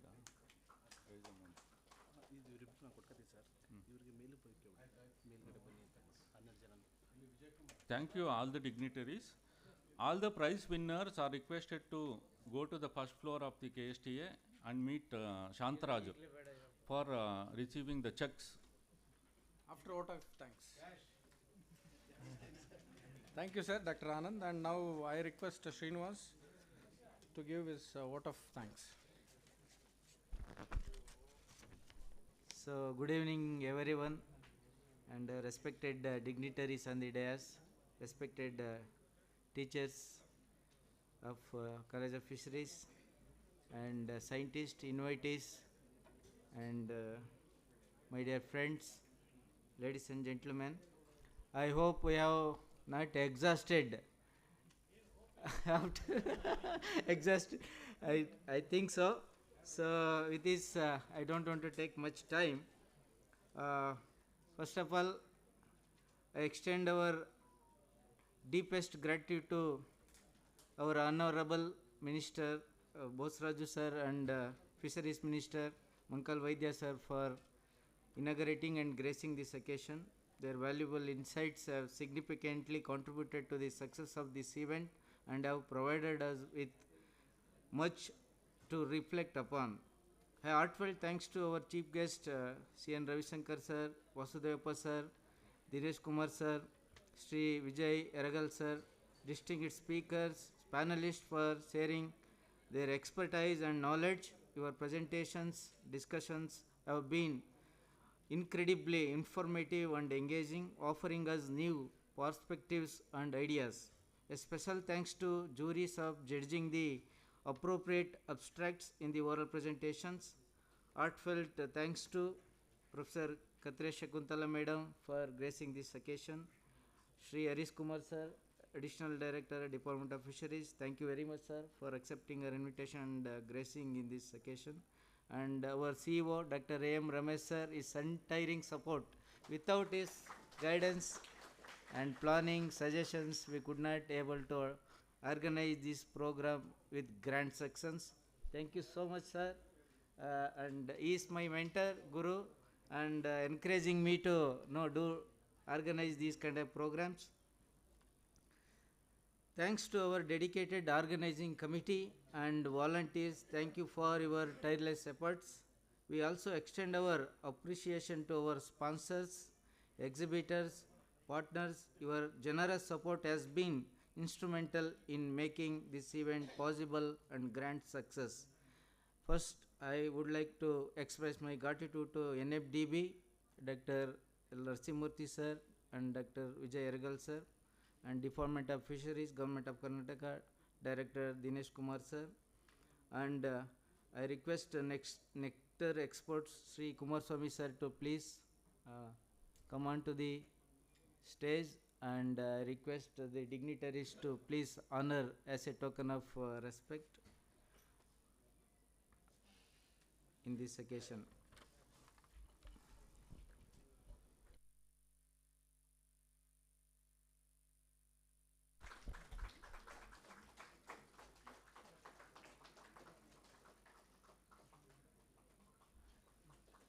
In this occasion, I also extend my heartfelt gratitude to SBI Vidyaranyapura Manager Deepak Kumar sir, and express my sincere thanks to Amiti Technologies Mohan Kumar A for his support. I request him to please come over here and accept our honor as a token of respect.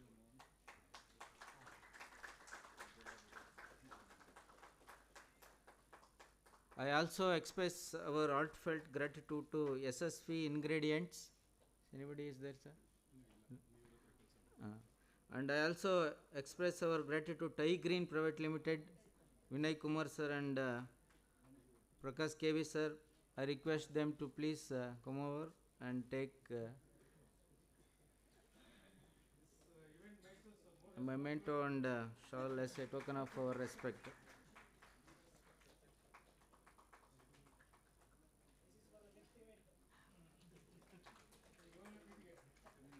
In this occasion, I also request Dr. Vikas G, Additional Assistant Director of Fisheries, for his beautiful aquarium to our institution. Thank you, Vikas, for your wonderful and very beautiful aquarium. Please come over and take a memento as a token of our respect.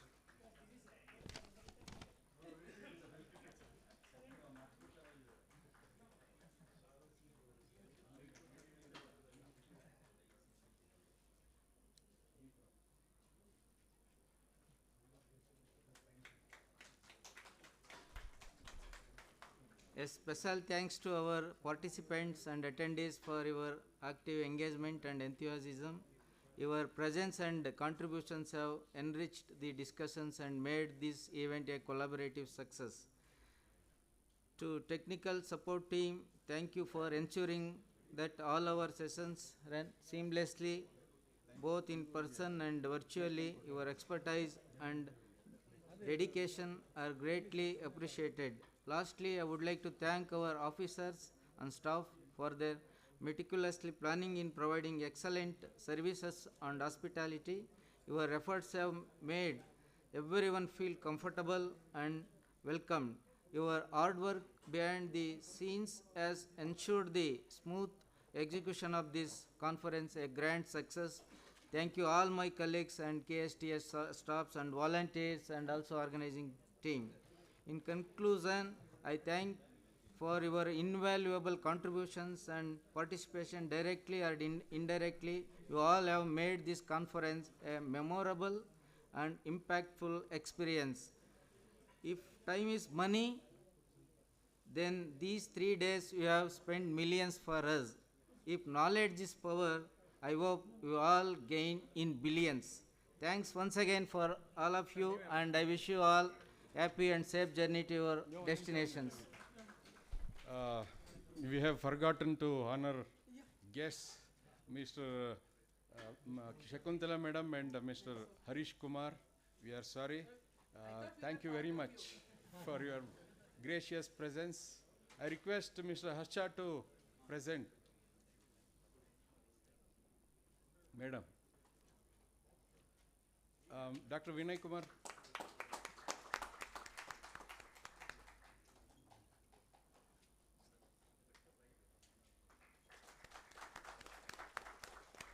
Thank you very much. There are omissions and commissions.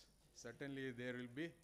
For whatever success, it was due to my colleagues. Whatever mistakes, it is due to me. Sorry. Thank you. No. Kindly join for the national anthem before leaving for the tea, please. Once again, I thank entire KST team for organizing this mega event on behalf of College of Fisheries and all other participants.